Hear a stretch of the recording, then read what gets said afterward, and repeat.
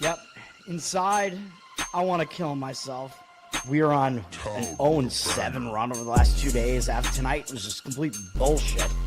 So that's how I'm going to start off this show. Horrible Sunday, 1-5. I don't even know what to tell you about that. I just don't want to do this anymore. I've never seen anything like this, man. With the slump continuing, 2 straight losses, not a good day at all. 0-4. I just have not had a good season, man. What kind of slump that I'm on? The slump continues. I've reached a new peak, actually. I'm going to burn my Bruins hat, man. I don't know what is going on with the Bruins. March 8th, is that what it is? I don't even know. It's March 9th, I think. Who even knows, man? I don't know what day it is anymore. I don't even know what day it is anymore, man. Back with you after the worst day that I could possibly have. Back with you, as I always am. Until I die, at least. 0-2 yesterday, and yesterday did not go well for me. 0-5. The worst month that I've ever had in my 18 years doing this. I don't know what to even tell you about this anymore. Broke the slump yesterday as the slump just continues. The slump continues. Somebody fucking kill me, please. I don't even know what I should do at this point other than potentially end it all.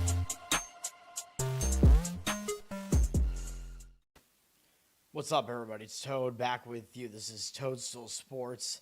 This is the college basketball show, late edition. Well, early or late, whichever you want to describe it as. February 7th, Saturday. I'm going to come back and I'm going to do the normal daily show, which is just going to be NBA, but I haven't even looked at NBA yet, full disclosure. So I'm being selective with college basketball. I got 4 plays that I'm going to give out here. I like them well enough. Trying to really whittle down to the best situations that I see. Hopefully the numbers are all right on these two, but we got to get into it, man. I hope this doesn't take very long. I know last week it was like a 3-hour show. I'm hoping that is not the case here. Last night, of course, I was out. Opeth, good show, definitely good. They played for like 2 hours, and then, of course, I wind up running into all these issues with the fucking subway. The train system is an absolute disaster. It's even worse in Boston than any other city. Horrible. Just delays for no reason. I don't know what's going on. Train's full at midnight when nobody's even in the city anymore. The Celtics game was already over. We got the win on the Miami Heat, by the way, although they blew the outright win, but I'm happy as a Celtic fan. The Celtics won, but Miami covered, so I'll take that, even though the money line part of the bet was a loser. But the bet was a win. 1-0 yesterday. And then I'm driving home, and the main road that I cut through to get, it's a road that I cut through to get between 2 other main roads, and it's like the only way to really do it. It's just completely blocked off by cops. I don't even know what they're doing. So then I'm like, all right, well, I'll put it in my GPS, figure out what the quickest way is to get around this, even though I live right here. I'm like, I got to figure, tell me. But then, of course, it's not in the GPS system in Google Maps. They don't know that road's blocked. So I'm like trying to be like, no, take a different route here. I'm like, fuck, I have to just start driving to get it to change the route. I'm like, this is so stupid. Oh, man. And it was snowing, which is awesome. Almost got stuck, or kind of got stuck in a snowbank and had to get out of it, so that's awesome as well. Kyle, what's up? Thanks for hanging out. Let's get into this, man. I do not want to take too long with this. I don't know how I could shorten this, but I'm going to try, because I know I talk about most of the big games. I talk about the TV games. A couple of my games are the late ones. Let's get into it. Number 9, Nebraska at Rutgers on Big Ten Network at noon. Nebraska, they are coming off a couple of pretty big games, man, against Michigan and then Illinois. And I gave out Illinois as a play because when a team loses their undefeated season that deep into the season and it's in a massive game and they almost win as a huge underdog, that was like a real confluence of events where I was like, you got to just fade Nebraska coming into that one. So we did that. They did take that second loss. A lot of times you lose the same game twice. Now, I don't know how they respond because the game was pretty much over, so it wasn't like they took Illinois to the wire or whatever, but it was still a big game. They lost the game. Now they have to go to Rutgers for a third road game in 4 games, and they have Purdue on deck, which is a big game. So I think this is still a negative spot for Nebraska. It's not going to be on my card, but I would lean to Rutgers plus the points in this one. Rutgers coming off a really embarrassing 32-point loss. They went out. I mean, they played a good game they played 2 good games in a row before that. At home, they took Michigan State to overtime. Then they had to go out to the Pacific Coast. They played well again against USC. I think they might have caught USC in a decent spot there. And then they got drilled by UCLA in the next game. But coming back home off of that, off a blowout loss, you can kind of explain why they weren't that great in the USC game, although USC is obviously better than they are. But they have played decently in some of these games, Rutgers has. Their only conference wins have been at home. They played Ohio State fairly close at home. They almost beat Michigan State at home, though they have a couple of uglier games at home as well. Well, really just the Indiana destroyed them at home. But other than that, they've been better at home at the very least. I would take the points with Rutgers.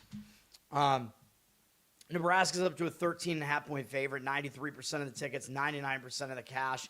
Probably not accurate, but lean Rutgers for me in that one. I feel like I'm going to race through this, but I don't know, man. ESPN at noon, Syracuse at number 18, Virginia. I don't have a good feel for this. Syracuse did just lose by 10 at North Carolina. They are playing a third road game in 4 games, playing 2 pretty big road games in a row, but they were getting destroyed in that game against North Carolina. I think North Carolina basically just packed it in early because I think they were looking ahead to Duke, I believe, who they're playing today in one of the biggest games of the day. So that score wasn't really indicative of what happened. Syracuse really got blown out in that game, but they're not going to overlook Virginia. Like, they might show up for a game against Virginia. And we know Virginia's going to be laying a lot of points. Virginia plays slow.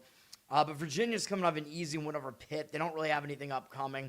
Florida State, not a great team. So this doesn't look like a horrible spot for Virginia. So what do we do with this game? I mean, obviously, it's not on my card. Virginia down from 13 to 12.5 here. And, I mostly do sides. So, I might lean towards Syracuse taking the points. Virginia, they do play slow. A lot of times they won't blow their opponent out. Yeah, I don't know. The total's in the 140s. I don't really have much of a feel for that game at all, though. Number 21, Arkansas at Mississippi State, ESPN 2 at noon. Arkansas did just lose as a home favorite to Kentucky, so they may bounce back from that, although you could also make the argument that was a pretty big game because Kentucky has all that name recognition. They're going back out on the road, second road game in 3 games. I could see both arguments. I could see the argument that this is a bounce back because when teams lose as a favorite at home, a lot of times they will bounce back. I could also see the argument that was a big game. They only have LSU on deck, and LSU's completely fallen apart. Mississippi State is not a very good team. Obviously, Arkansas is the better team here. Mississippi State is coming back home after they lost at Missouri. They played a fairly tough game at Missouri.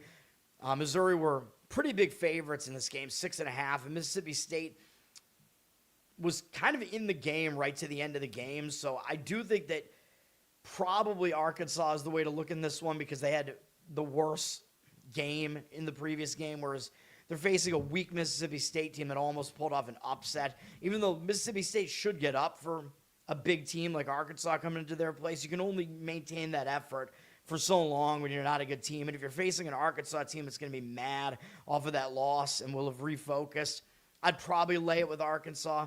They're up from 5.5 to 6 here, 75% of the tickets, 84% of the cash on Arkansas. I haven't even seen these percentages yet, but my thoughts seem like they're kind of in alignment with what we see in the market there.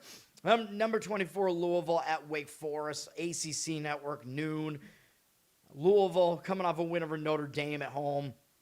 Doesn't really matter. Not an impressive win, but they may be looking ahead to NC State, man. NC State's up near the top of the conference right now. They're playing some good basketball this season. They're a good team, and they've been under the radar for a lot of the season. So there is the possibility that Louisville does not totally pay attention to Wake in this one. Wake not having a good season. Wake off of 4 straight losses. They just kind of got blown out on this home floor by NC State, who are a good team, though. And Wake's just sitting at home. So I kind of lean to Wake in this one. Louisville up to a 10-point favorite, though, from 7.5. So I don't know why that line moved like that, but I would lean towards taking the points with Wake take the wake in that one. Charles, what's up? Thanks for hanging out. All right. ESPNU at noon for some reason is televising Temple at East Carolina. Don't ask me why. This game is pretty much garbage, mostly because East Carolina sucks. Now, Temple beat East Carolina in the first matchup already at Temple, but I believe Temple did not cover. No, they did. I'm surprised. They were 7.5-point favorites, I guess, when the line went off. The line was right around where the final score was. They won by 8. So I just think that's something to really not even pay much attention to there. The fact they won by almost exactly what the spread was. What is a big factor, though, is Temple just beat South Florida. That's a big game. South Florida is up near the top of the American standings here, and they are indeed one of the best teams in this conference, along with Tulsa. I think those are the top 2 teams in the conference, power ratings-wise, and they're at the top right now.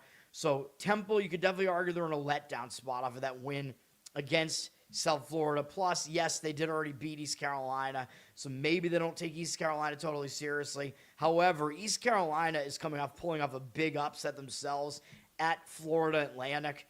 They were double-digit underdogs in this game, 10.5, so I don't want to be on a team that just pulled off a major upset like that. So both teams are kind of in negative situations in this one. I don't love the spot at all for either team, really. I think it is probably worse for East Carolina, though, because they're coming off an upset of that magnitude, at least spread-wise, although I don't know if it was in their mind, like how big of an underdog they really were. The line has moved on Temple up from 2.5 to 3.5. I guess I would agree with it, with leaning towards Temple, but they're also coming off a big win. I want no part of the game, so it's a pass. The game is on TV if people want to watch it, but pass for me. Fox at noon, Wisconsin at Indiana. Pretty big game in the Big Ten. The game probably means more to Indiana, though, because they're a bubble team right now. And if you saw my bracketology from Thursday, I have Indiana as one of the last teams in the field right now. I think in the first 4, I believe, is where I have them right now. Wisconsin is more securely in. They've been on a really nice run, aside from a home loss to USC. But they had that win over Michigan is probably going to put Wisconsin in alone. Now, they did just beat Ohio State. Decent win for them. They do have Illinois and Michigan State on deck, and those are 2 huge games as well. So there is the potential that they do overlook Indiana, because Indiana's just had kind of a mediocre season so far. Indiana's coming back from the Pacific Coast. They did just lose at USC. I gave that out as a winner on the show. Indiana was in a really bad spot. They'd upset Purdue. Then they'd gone on the road and upset UCLA in double overtime. So I just think they had nothing left. 4th road game in 5 games. Really, really difficult spot there. Now they're back at home. And, this is a floor where they did beat Purdue. They've played some decent games at home. They've been better at home generally. They only lost by 6 at home to Nebraska. That's a good result. They did lose by 17 to Iowa, but Iowa's solid. And they beat a decent Washington team, and they destroyed Penn State on this floor, although Penn State's awful. But, yes, I would lean to Indiana in this one. They're a 4-point favorite, believe it or not. So that's another thing to look at. The money is coming in on them. 67% of the tickets, 76% of the cash on Indiana. But that's another thing. Like, if you see a spread like this that looks misleading, that is something you got to take into account, right? Because the public is going to see this and think, why would I lay points with a team with the worst record, right? That's always what they think. But the odds makers are telling you there's not much of a difference between these 2 teams.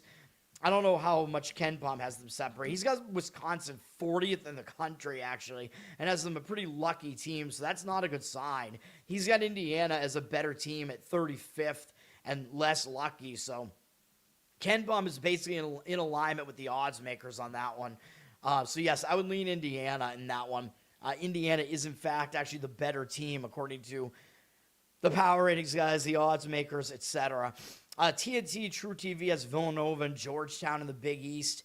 Villanova, I agree that they're the 3rd best team in this conference. I was correct about St. John's yesterday. But I got a lot of those college leans right yesterday, man. I was correct about Belmont and Murray State as well, even though they were somewhat public road teams, public road favorites. I still thought the spot was decent for them.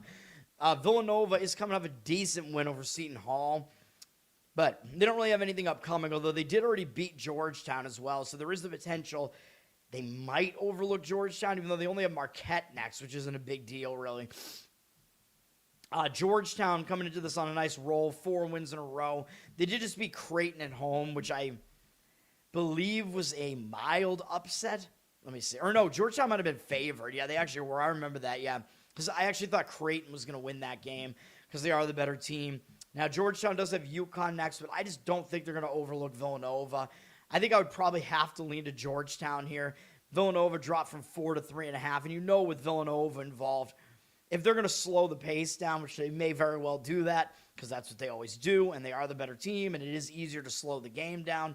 So a lot of things indicate that Villanova will be able to control the pace here, but if that's the case, covering as a road favorite still doesn't seem like it's going to be that easy to me.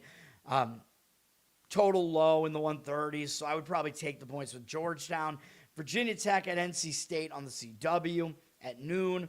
Virginia Tech, you know, they might need this game more. Again, need isn't like really a great thing to look at, but if you know you're going to get an effort out of a team and they're going to be an underdog, that is definitely something to look at.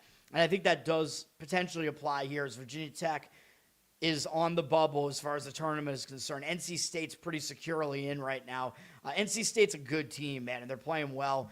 Virginia Tech, they're coming off a loss to Duke, but the game wasn't really that close. I don't really see them overlooking NC State here. Although, of course, it's not going to be that easy to go in and beat NC State. NC State is coming off a good win over SMU on the road. SMU, I assume, was favored in this game. Maybe they weren't. No, they were a slight underdog. It was basically a toss-up, a pick-em. And NC State does have a big ESPN game 2 days from now on Monday against ranked Louisville. So it does look like they're in a sandwich here, even though on the surface it looks like Virginia Tech is too. But I would say the spot is actually a sandwich for NC State here, and it's a worse spot for NC State. My lean is Virginia Tech in this one. It looks like the money agrees with me on this one, too. NC State down from 10.5 to 10 here as a favorite. 57% of tickets, 78% of the cash on Virginia Tech. I agree with that. Virginia Tech would be my lean in that one, plus the points, of course. Drexel at Elon, for some reason, is on TV. Maybe because it's Elon. Does Elon Musk own the school yet? I don't know. The Elon Phoenix against the Drexel Dragons. The mythical creatures facing off in this one. CBS Sports. Again, this is another game where I'm questioning why it has a TV slot. Drexel did just lose a 3-game win streak, getting blown out at Campbell. I thought Drexel would cover that number, and they didn't. Now they've lost a 3-game win streak. Will they bounce back? I don't know, man. Sometimes when you lose a win streak, you get hung over a little bit. It is a second straight road game. Elon has kind of fallen apart, so I don't know if Elon's really a team that is going to be paid much attention to at this point. Elon's lost 2 games in a row. Not great. At home to Stony Brook, who's way overrated, and then at Hampton. So Elon, you know, they might be able to bounce back from this, but they do have a huge look ahead here. They play UNC Wilmington and William & Mary next, and those are 2 of the top teams in this conference for sure. So there is kind of the worry about a look ahead spot here, and I don't believe these teams have played each other this year, so there's no second meeting to analyze here. So what do we do with this one? Besides not playing the game, obviously. Elon down a little bit from 4 to 4 with reduced juice. It's a pretty low total, 140.5. I guess I would lean towards Drexel plus the points just because I think the look-ahead spot for Elon might be the biggest factor in that one. That's the way I would lean, but it's not a strong opinion. The Fighting Christians, is that a joke? I don't have any idea, to be honest. I'm assuming that's a joke, but yeah, I have no idea. Elon, I didn't even know that I had no idea that they were a sports school until recently. I think they're not that, I don't think they've been in D1 for that long. Oregon at number 12, Purdue at CBS, or on CBS at 1 p.m., excuse me. I'm going to have to look that up. That's really bizarre, and they should have left it that way. I'd root for them if they were the Fighting Christians. Oregon and Purdue. Oregon's having a horrible, horrible season. Purdue is probably better than the 12th ranked team in the country. Ken Baum has them in the top 10, rightfully so. Purdue's a really, really strong team. Oregon is not, but Oregon is going to be looking for a win any way they can get it, though. So they're probably going to show up at the very least. But they're going to Purdue, which is not a familiar venue for them because Oregon is a West Coast team. They're pretty new to this conference. Purdue just ended a 3-game losing streak with a win over Maryland. Easy win. Maryland's not good. I thought Maryland would actually be more competitive in that game. I was wrong. Maryland sucks. Now, Purdue at least did end their losing streak, so they do have momentum coming into this, but they do have to play Nebraska next, and that is a potential look ahead there. That's going to be a big game, so that is the concern with Purdue in this one. Purdue likes to play slow basketball, too, and Oregon plays these really ugly games, too. Purdue's going to win the game. I'm pretty certain of that, but will they cover a 20.5-point spread? They're up from 20. Maybe not. 67% of tickets, 78% of the cash on Purdue. I kind of lean towards Oregon getting the points. Purdue just doesn't really have much of a reason to come in and blow Oregon out. I think it might be just get in, get out. They could win this game by double digits and not cover. Total's pretty low, 143.5. Again, Purdue plays slow. Oregon plays ugly as well. So a low-scoring game might be in order in that game. We do have this Max Sunbelt Max Sunbelt Challenge going on today where those conferences are playing each other, which becomes a weird handicap because you have to kind of figure out, which team is going to be more focused on the surrounding conference games. Although I guess it's a similar handicap. For UMass, they just barely got by Central Michigan in their last game, so they did not play well. So you could argue they're going to bounce back from a bad performance like that. However, after they play Coastal Carolina, which they might not care about because it's out of conference, and I will say, I think these home teams, I think, do have the advantage in this particular challenge here because it's an unfamiliar venue to the road team because it's an out-of-conference game. So I think there is a little bit of an extra home court here. UMass might also be looking ahead because they have Akron and Miami, Ohio on deck, who are the top 2 teams in the conference. So that's not that easy. So there are conflicting factors coming into this game for UMass. For Coastal Carolina, they just lost a close game to Arkansas State. Arkansas State's a good team, but I don't know if teams realize that because they're not that high up in the standings right now because they've underperformed. So I don't know how big of a game that really was. Very, very difficult game to handicap. UMass has gone up from a 1-point favorite to a 1.5-point favorite. Odds makers telling you they're the better team over Coastal. I don't know, man. I might slightly lean against that towards Coastal just because I do worry about that look-ahead spot that UMass is in. I don't know that they're really going to be focused on this out-of-conference game and go to Myrtle Beach. And a team like UMass might be distracted because they get to leave cold weather for a bit and go down to Myrtle Beach, basically. They could get distracted by that shit. So, I don't know, man. I don't love UMass in that one.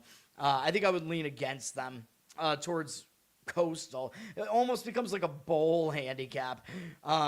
Garrett, what's up, man? Thanks for hanging out. Yeah, North Carolina has to play Duke today. It's going to be an interesting game. I don't have a strong feel for that game. Eastern Michigan at App State. I don't remember if I had any thoughts on this or not. Yeah, I do. Eastern Michigan just almost beat Akron in their last game after they almost pulled off an upset of UMass the game before that. So Eastern Michigan's coming off 2 huge performances. Now they got to go to App State. They got to go down to Boone, North Carolina. And after that, they have another pretty big game in the MAC against Kent State, who's near the top of the conference as well. So this looks like a pretty awful spot for Eastern Michigan. I'm not going to lie. App State, though, will they focus? Because App State is second in the Sun Belt right now. Maybe that will have Eastern Michigan still focused here. I don't love the spot for App State either, though, because App State did just upset Troy on the road, and then they beat South Alabama after that. So they just beat the teams that are closest to them in the conference. Troy is above them, of course, and then South Alabama is right behind them. So App State's coming off 2 big wins themselves. So I can't really do it. I can't do anything with this game.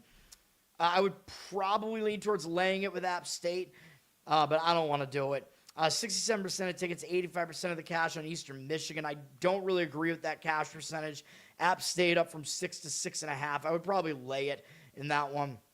Eastern Michigan, again, coming up those 2 big games and going to an unfamiliar venue, or really one huge game in their last game. Almost upsetting Akron is pretty massive, man. So I don't like it. It's snowing in North Carolina. Are you serious? Myrtle Beach. I'm assuming it's not snowing in Myrtle Beach. Oh, yeah, it's snowing up here in Massachusetts. So, yeah, it's cold weather. It's snowing. Boone is kind of more like in the mountains, though, right? It's the Boondocks. Down in the Boondocks. The Boone Docks. Boone is closer to the Appalachian Mountains, right? I'm pretty sure. Chicago State at New Haven. I looked at this game briefly because Chicago State did lose at home to New Haven by double digits already. They're coming off an okay performance against Central Connecticut, who's third in the conference right now, but I don't really think that was that massive of a game. New Haven, because they already won on the road at this terrible Chicago State team, they might overlook them. And New Haven did just have a huge road game at Long Island, who are the leaders of the Northeastern Conference here. New Haven was a fairly big underdog in that game, and they came fairly close to pulling off the upset there. So I think they're going to be in a hangover spot off of that. And they do have third-place Central Connecticut next, and then Long Island again. So things do pretty much line up on Chicago State there. It's just that Chicago State is a god-awful team, but you're going to be getting a lot of points with them. They're a 6-point underdog now. New Haven, who still doesn't even have a name, nameless New Haven in this pregame board here. They're up from 5 to 6 here. It's a very low total of 127.5. So points will be at a premium most likely in this one. Expected to be a really ugly game. Chicago State is absolutely atrocious though. So it's not on my card. I don't know. I don't even know if I could stomach it, but I would lean to taking the points for Chicago State in that one. I don't think it's a good spot for New Haven. Plus, Chicago State is an avenging road underdog in that one. Boone is 4,000 feet. Crazy wind. That is pretty wild. The wind isn't that crazy here, although it did start snowing last night. We're not going to get a ton of snow up here this time, but it is snowing throughout the day today. We're going to get like potentially half a foot, I guess. I don't know, which really is not much for up here. All right, let's keep going, man. Let's keep going. If you want me to talk about some of these other games, I will, I guess. So I'm trying to get this done so that I can get my Instagram videos up. I only have 4 plays, though. And then I will put up I will come back and do the NBA for today. Hopefully it's not a lot of NBA games. I don't know. At least there's no NHL today. SEC Network, 1 p.m., Missouri at South Carolina. Not the greatest game in the SEC. Let's just put it that way. Missouri's coming off not the greatest performance against Mississippi State. A lot of times when a team doesn't play well as a home favorite like that, they will show up better in the next game. But Missouri does have Texas A&M on deck, and they're still sitting atop the SEC, even though they're not even close to the best team in the SEC. South Carolina, at this point, they're probably kind of just starting to play out the stretch. They're going nowhere this season. Lost 4 games in a row. Probably they'll show up for whatever game they have in front of them. So this is a difficult handicap, man. Missouri has gone up from a pick'em to a 2-point favorite, though. They are the better team, and if you do expect them to focus after they didn't have the greatest performance in the last game, I guess I still wouldn't disagree with laying the points with Missouri, but I don't know if I really love it. I mean, I don't love it. Obviously, that is nowhere close to my card.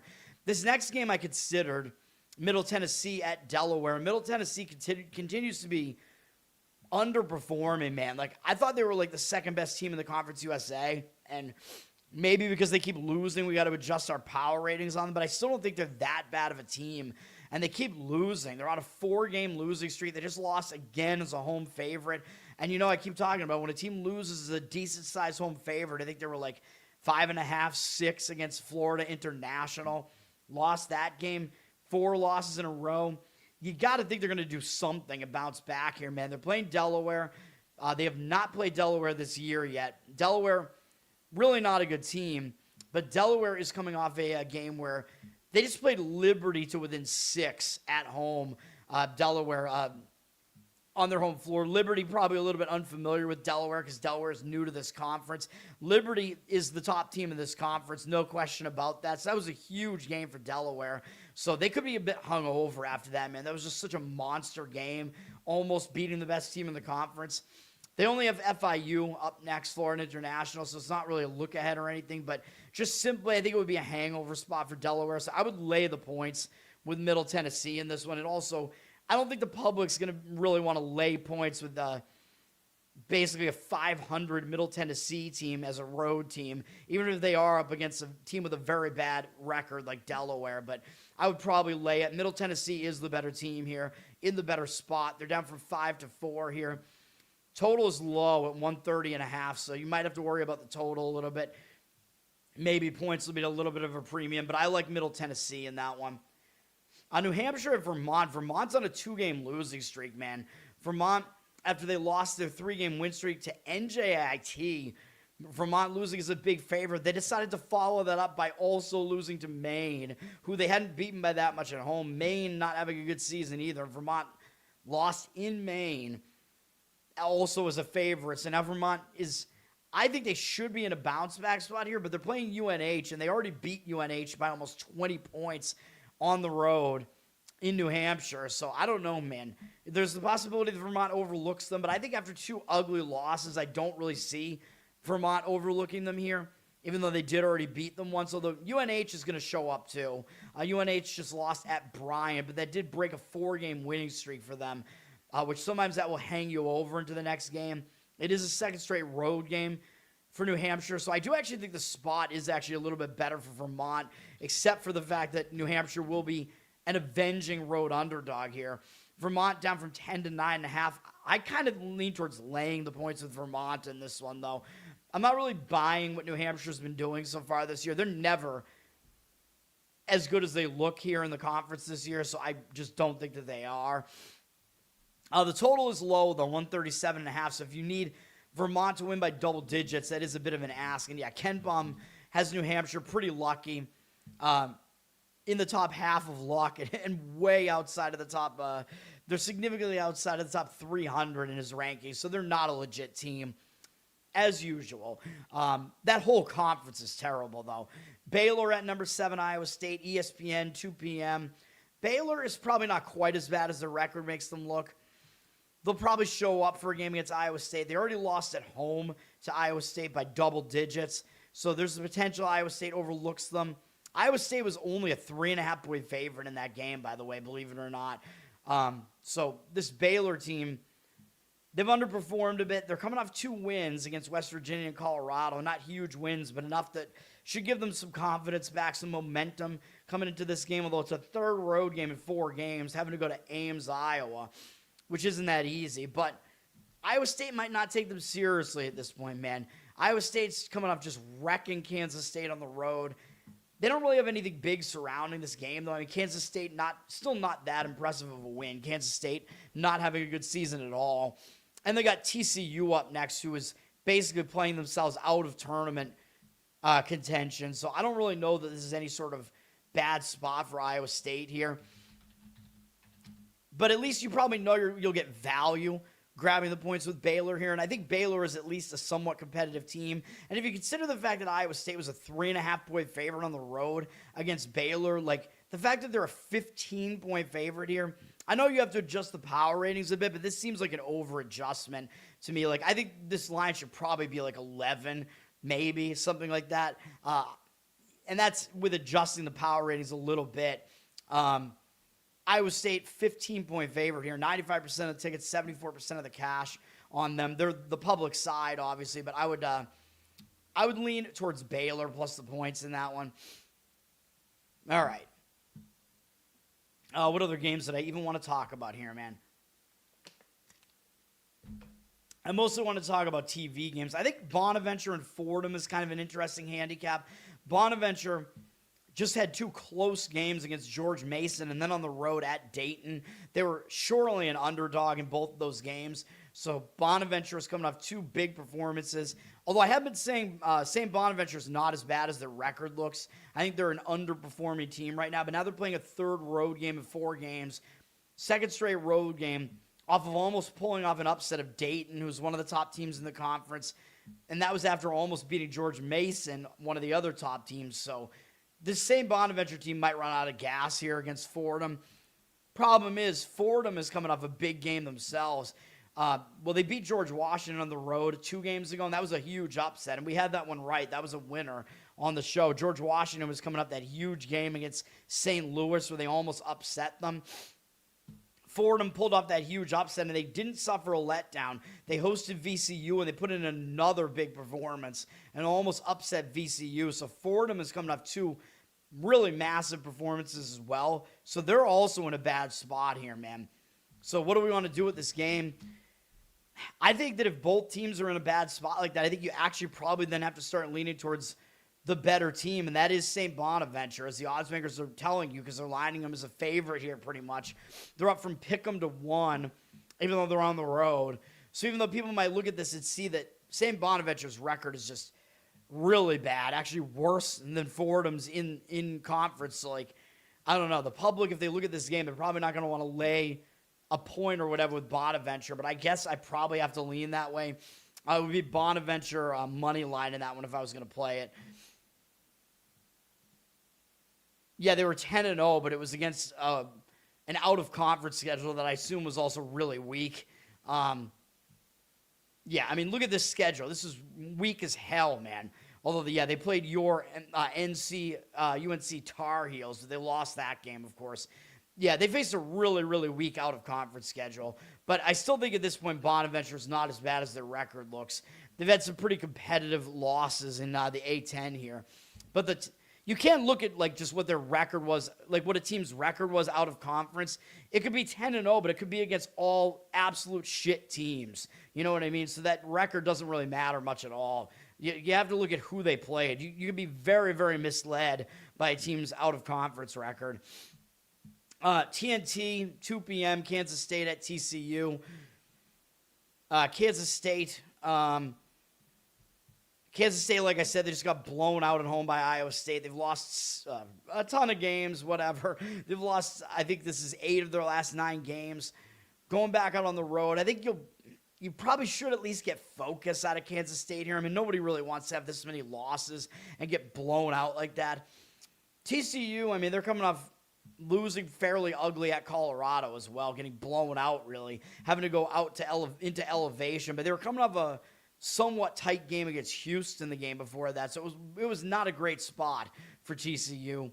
TCU coming into this game, I believe they are the better team here. Yeah, they're a 9.5-point favorite here, but the public is kind of on them. 75% of tickets, only 72% of the cash.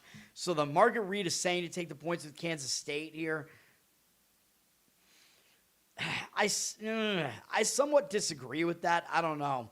I think in a spot where both teams are going to be in bounce-back mode, I kind of lean towards TCU, unless they have some bigger... Oh, well, they do have Iowa State up next, so actually maybe... I don't know. Maybe I would dial it back a little bit on that, I guess, because maybe that is a look ahead. Iowa State in 3 days, even though both teams, to me, seem like they kind of should show up here, but... All right, yeah, I mean, I guess I'll lean with the market in that one to Kansas State plus the points, but don't love the game at all. Longwood at Winthrop, interesting game here. Longwood already beat Winthrop at home, which is going to be interesting because how many losses does Winthrop have in the Big South this year? Yeah, they got 1, and it was to Longwood. And I keep saying that if a team has 1 loss in conference this late in conference play, they know who dealt them that loss, so they usually show up in that game. So Longwood should show up as well because it's a big game against Winthrop, and they're only coming off beating Gardner. I almost said Georgia Webb. Gardner Webb, who's terrible. Very, very bad. Like one of the 3 worst teams in Division I, probably, according to KenPom. Longwood, 3rd road game in 4 games, though. But they're not going to overlook Winthrop, but Winthrop is also not going to overlook them because, like I said, Winthrop's 1 loss was to Longwood, so they got to pay attention to this. But they are coming off a pretty decent win on the road against Radford, who was sort of close to them, right behind them in the standings. So I don't want to do anything with this game. Winthrop did drop from 11.5 to 10.5. You know, I could see the argument for it just because Winthrop is coming off a better game, a bigger game.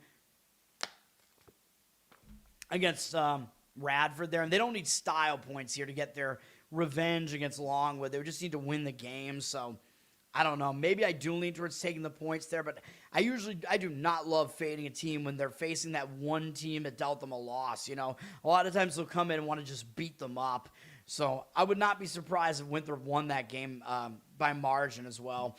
Gardner Webb at Presbyterian. Oh, yeah, Gardner Webb, that team I just mentioned. That's awful. Yes, they are. But Presbyterian, they're coming off a couple of big games, man. They just played Winthrop, High Point, and Radford, and were decently competitive in all three. They almost upset High Point on the road. They came off of that, and they played a decent game against Radford, too. Now, coming off of all that, they got to host Gardner Webb, who they already beat on the road by 37 points. So I just don't know if they're going to have any focus here for this game against Gardner Webb, although they only have Charleston Southern up next. But I believe that's at least an in-state game there between Presbyterian and Charleston Southern. I think they're both South Carolina schools. Although Gardner Webb is too. Wait, is Gardner Webb? No, I'm looking at Presbyterian there. Wait a minute. I don't know where Gardner Webb is, to be honest. In North Carolina, apparently. Boiling Springs. It doesn't sound great. Boiling Springs, North Carolina. If you get in them, you're going to be boiled like a frog, like a toad. But I would lean to Gardner Webb in this one. I mean, Gardner Webb is an avenging road underdog that got absolutely embarrassed in that first game. So I think that is the way I would have to lean in that one after Presbyterian's coming up that run of games. It's not on my card. Presbyterian up from 16.5 to 17. I know I haven't hit any of my plays yet. I know I don't have any plays that are that early. Most of them are pretty late. Total's fairly low in that one at 147, so taking the points kind of makes sense there too. Fox Sports 1, 2 p.m., Butler at Marquette. Butler, this is the Big East here. Butler's lost 3 games in a row, but they did already beat Marquette at home by double digits, and they have UConn on deck, so there is the potential they're going to still overlook Marquette and look towards that big game on deck, man. I don't know, because Butler's pretty much not going anywhere this year. So I don't know if that's going to be the case or not. For Marquette here, this game is a difficult handicap, man. Marquette is coming off a close game against Seton Hall where they almost upset Seton Hall on the road. Would have been a pretty big win for them if they got it. And they got a big game up next, too, against Villanova, although I don't really think they're going to overlook Butler because they did lose to Butler on the road here. The money is coming in on Marquette for what it's worth, up from 1.5 to 2. I guess I agree with it. Little bit of a revenge angle there, maybe, is what wins out in this one. 60% of tickets, 62% of the cash on Marquette. You don't want to overrate revenge, though. You know what I mean? So that would worry me a little bit. And Butler is coming off a bunch of losses, whereas Marquette is coming off a bit of a tougher game against Villanova. So that definitely worries me, And sometimes I do kind of lean into what just happened, because what just happened affects you physically and mentally. So, whereas all the rest of the stuff is just mental. So I don't know, man. Very, very, very difficult handicap in that one. CW, 2 p.m., SMU at Pitt. SMU, they're likely to make the tournament here. They've lost 2 games in a row, but to Louisville and NC State, 2 good teams, but they just had a close game against NC State, man. Now they're coming off of that and having to go to Pitt, who has not had a good season at all. SMU only has Notre Dame up next, so not really a look ahead. They have not played any of these teams. This is not a second meeting or anything like that, but it is probably going to be pretty easy to overlook Pitt, man. And for a Dallas team like SMU going up to Pitt, a place that they're not very familiar with, coming off a big game against NC State, I'd probably have to lean to Pitt here. Pitt just got blown out and only scored 47 points against Virginia. Virginia's definitely a good defense for sure, but bad game for Pitt. They do have Duke on deck, but I just don't really see them overlooking SMU here. I think I would lean towards taking the points with Pitt in this one. SMU's up from 4.5 to 4.5 with juice, but I would probably take the points with Pitt. It also looks way too easy to lay that number. It's not a huge number with SMU there. ACC Network, 2 p.m., Miami at Boston College. I'm trying to fly through these games, man. Like I said, Miami did just lose as a huge favorite. They just lost at home to Cal. So they might bounce back from that, because a lot of times when a team loses as a huge favorite, they'll bounce back. The problem is they have North Carolina on deck in 3 days. So Miami going up into cold weather into BC might not be fun for them. They might not care about this game. So that's the worry that I have, even though ideally they should bounce back from losing as a huge favorite, but maybe that won't be the case. Maybe they just won't care about BC still, and they'll be looking ahead to UNC, NC State, Virginia Tech, Virginia, all coming up next, all teams that are better than Boston College. Boston College coming into this one off of losing to Duke, pretty ugly. They covered, but they only scored 49 points on the road. Now they're coming back home. Last time they were here, they actually played decently against Virginia, but lost. So what do we want to do with this game? I probably actually lean towards taking the points with BC in this one. And maybe Miami doesn't realize that they were that big of a favorite against Cal because Cal's record was still fairly good. Miami down from 8 to 7.5 here. So, yeah, they might not have fun coming up to into the snow up here, man. So I would take the points with BC probably if I was going to play it, but I do not want to. All right. We do have some Ivy action that maybe I'll talk about. I don't know. Cornell and Columbia, the thing I noticed was that Columbia is a 2.5-point favorite, so the odds makers are kind of telling you Cornell's a slightly better team, even though they're a 500 team. Columbia, for the second straight year, they played a week out of conference schedule, so the record it makes them look better than they actually are. Cornell just lost a 3-game win streak with a pretty ugly home loss to Penn, who was definitely inferior to them. I know Cornell's near the bottom of the Ivy right now, but they're not that bad. They're probably one of the top 3 or 4 teams in the Ivy. Columbia, I think, is slightly worse than that. Columbia did just lose at home as well to Princeton. I think Columbia was probably a favorite in this game. They were 5.5, so both teams are coming off losing as a favorite. So, I don't know. I don't know what I would want to do with this game. It is the battle of the 2 New York Ivies, though. Columbia up from 2 to 2.5. And, maybe the game does mean a little bit more to Columbia because they're usually one of the worst teams in the Ivy. They did already beat Cornell on the road, though. So, I don't know. That's kind of an issue that I have with it. Cornell's a bit of an avenging road underdog here. So, maybe I don't really agree with that line move, even though Columbia, I think they get up for games against Cornell because Cornell is usually the better of the 2 teams in New York. I don't know. Maybe I do actually slightly lean towards taking the points with Cornell. That total is very high at 170, by the way.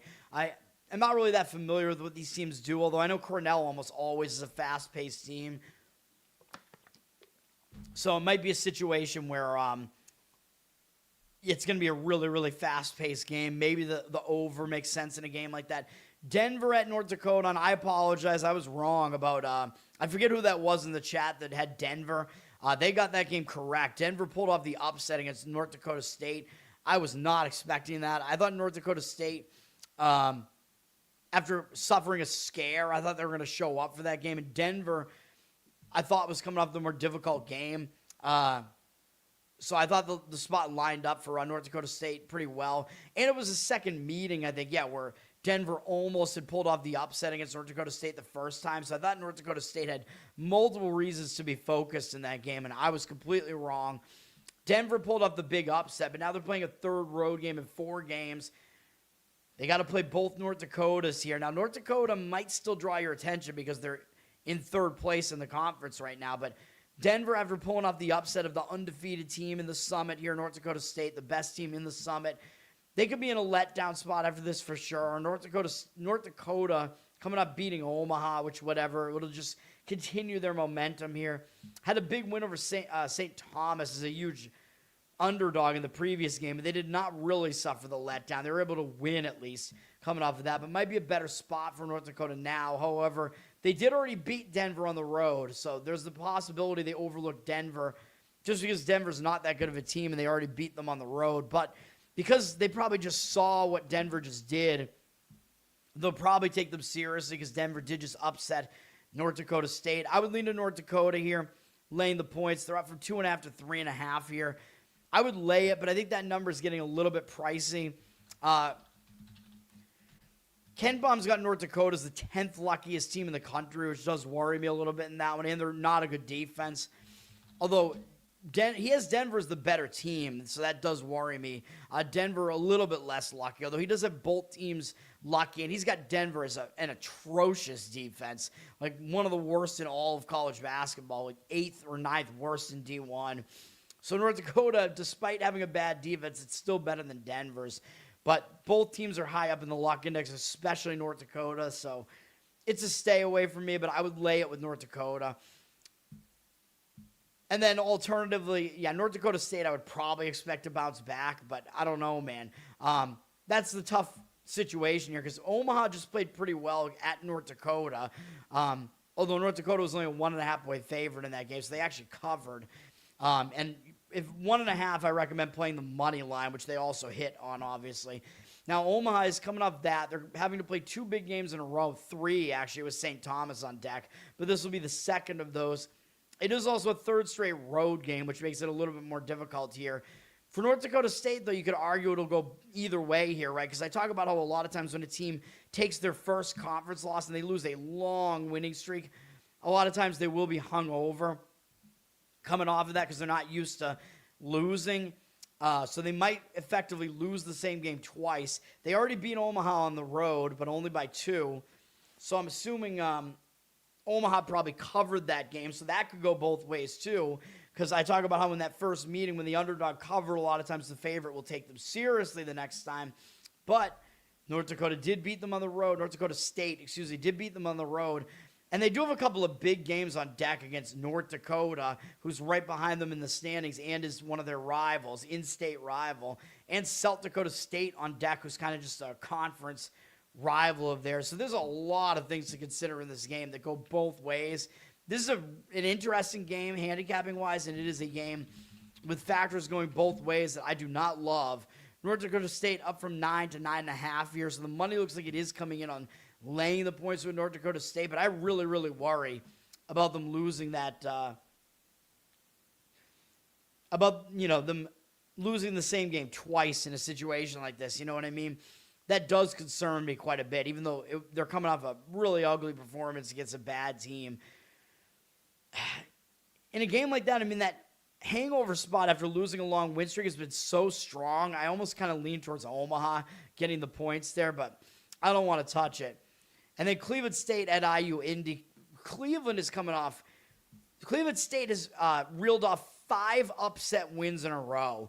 Just ridiculous. This Cleveland State team is still not good at all, but they've won 5 games in a row, 3 of them on the road, all 5 of them as an underdog, and they just upset Oakland, who's probably the best team power rating-wise in the horizon.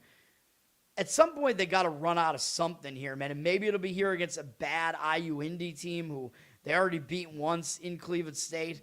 They got Robert Morris, and then Wright State up next. Robert Morris, not good this year, though. But Wright State is one of the best teams in the conference. IU Indy, I mean, both of these teams are terrible defensively.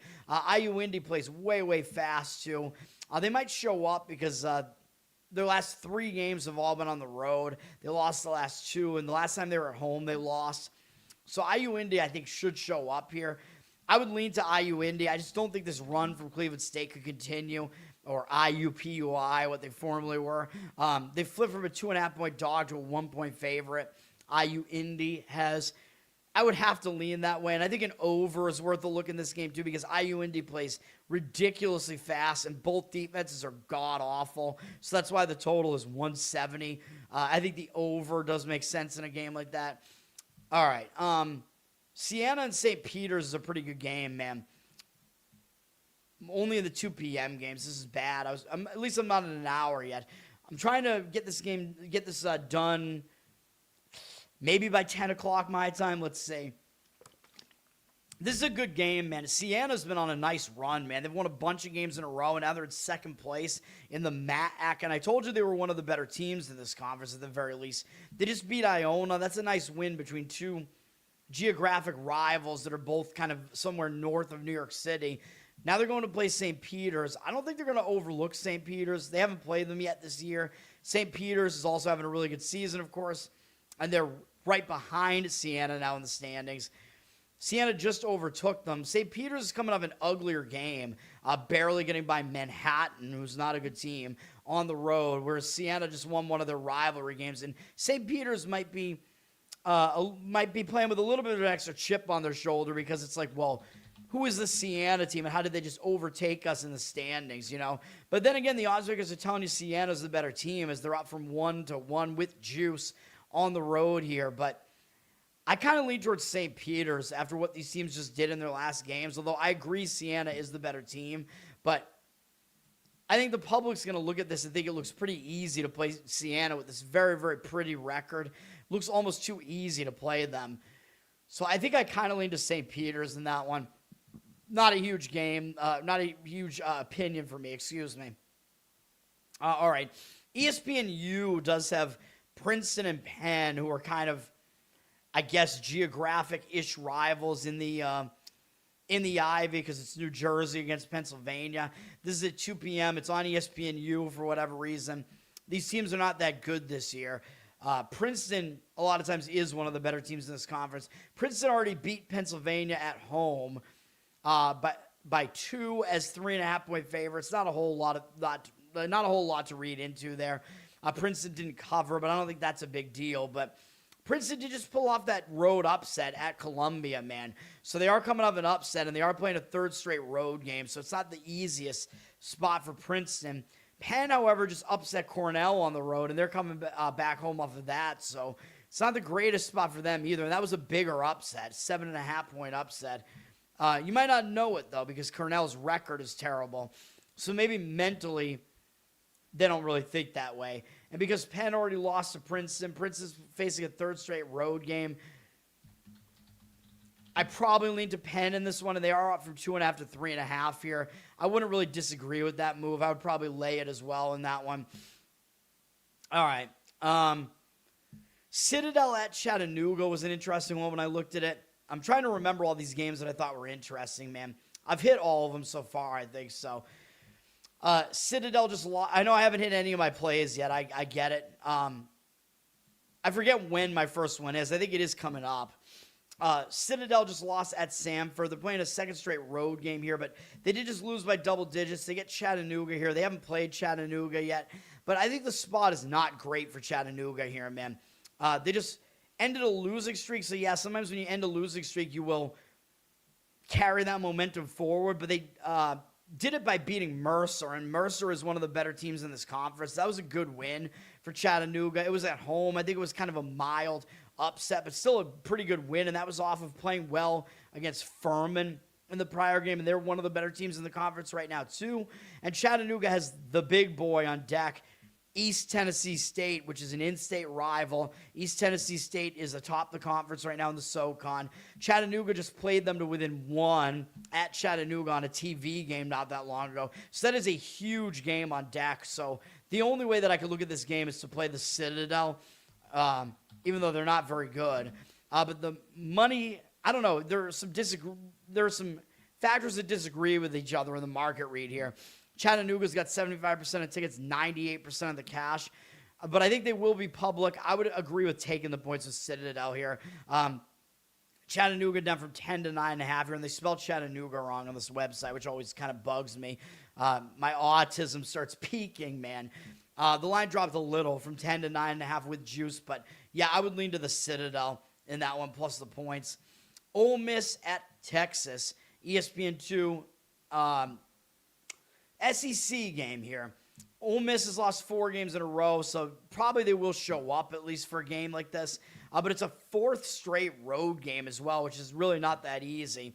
Although when you've lost 4 games in a row, a lot of times you will show up. But Ole Miss is just not that good this year. Texas is definitely under the radar, and they're coming off a game where they won. They're staying at home, and they beat South Carolina, not by much, so not an impressive win there for Texas. So it may very well come down to the fact that Texas is staying at home, so it sets up a little bit better for them, and they're the better team, and they're under the radar, and they need to keep winning to try to play their way back into the tournament here. They're in the picture. I have them in the first 4 right now, but like the last 4 teams into the tournament. They're 9.5 favorites, and they're 9.5-point favorites for a reason, man. 83% of tickets, 87% of the cash on Texas.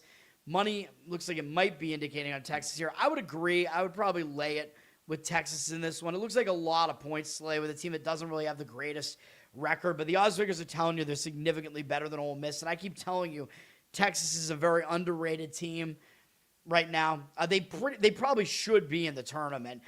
Ken Baum has them, I think, in like the top 40 in his rankings. So I think they should be in, and Ole Miss is ass, but they will probably at least try to show up in the game. But I would probably lay it with Texas. But other than that, I don't have too many thoughts on that. Missouri State at Liberty on CBS Sports. So this is a TV game for Justin's Missouri State team, but they're going and they're having to play Liberty, who is the best team in this conference. I don't believe that they played this season yet. Maybe this might be the only time they play, actually. They might play once this season. Missouri State's coming off a win over Jacksonville State, who's one of the decent teams in this conference, at least. Decent win for Missouri State. They're going to be focused, at least, on Liberty here. Liberty comes into this game off of almost losing at Delaware, though, man. Liberty did not have a good game at Delaware, only winning by 6. So I think Liberty might show up in this game just because they almost lost. And a good team like that a lot of times will show up with focus the next time. They are the better team here. They're getting the money as well. I wouldn't disagree with laying it with Liberty here. That's the way I would lean as well. Liberty up from 8 to 9 here with juice. 65% of the cash on them. 50-50 on the ticket. So, yes, I agree with Liberty in that one. Fox, 2:30 p.m. Here we go. Best bet number 1. We have a sandwich spot here, man. I know it's difficult to do this. We're going to fade Kansas in Allen Fieldhouse at maybe where they're kind of peaking market value-wise, man, and everybody's kind of in love with Kansas again now. Kansas looks really good, and, yeah, they're good. Certainly better than they were last year, but we're going to take the points with Utah plus 19.5, and I know it's ugly. Utah sucks, but Utah sucks. Wait, what? Oh, my God, no, I got to do it, even though I want to get this show done. Utah sucks! Utah sucks! Utah sucks! Utah sucks! Utah sucks! Utah sucks! Utah sucks! All right. Yes, they do suck, but they're in a good spot here, man. And Kansas, first of all, they're more of a defensive team, and they play slow. So that's not that conducive to winning by a huge margin here. They're pretty much an elite defense in Ken Palm's top 10, but they're outside of the top 30 on offense, and they play in the slower third, and they're a little bit lucky, according to Ken Palm, 135th in luck, even though they have faced the third most difficult schedule. And yes, Utah's bad, no doubt about it. They're outside of the top 100 in Ken Palm, wherever they are. They're 123. They're a little bit less lucky, according to Ken Palm. They've played still a reasonably difficult schedule. 53rd strength of schedule, 217th in luck, so they've underperformed slightly, according to Ken Palm. They play kind of a mid-tempo game.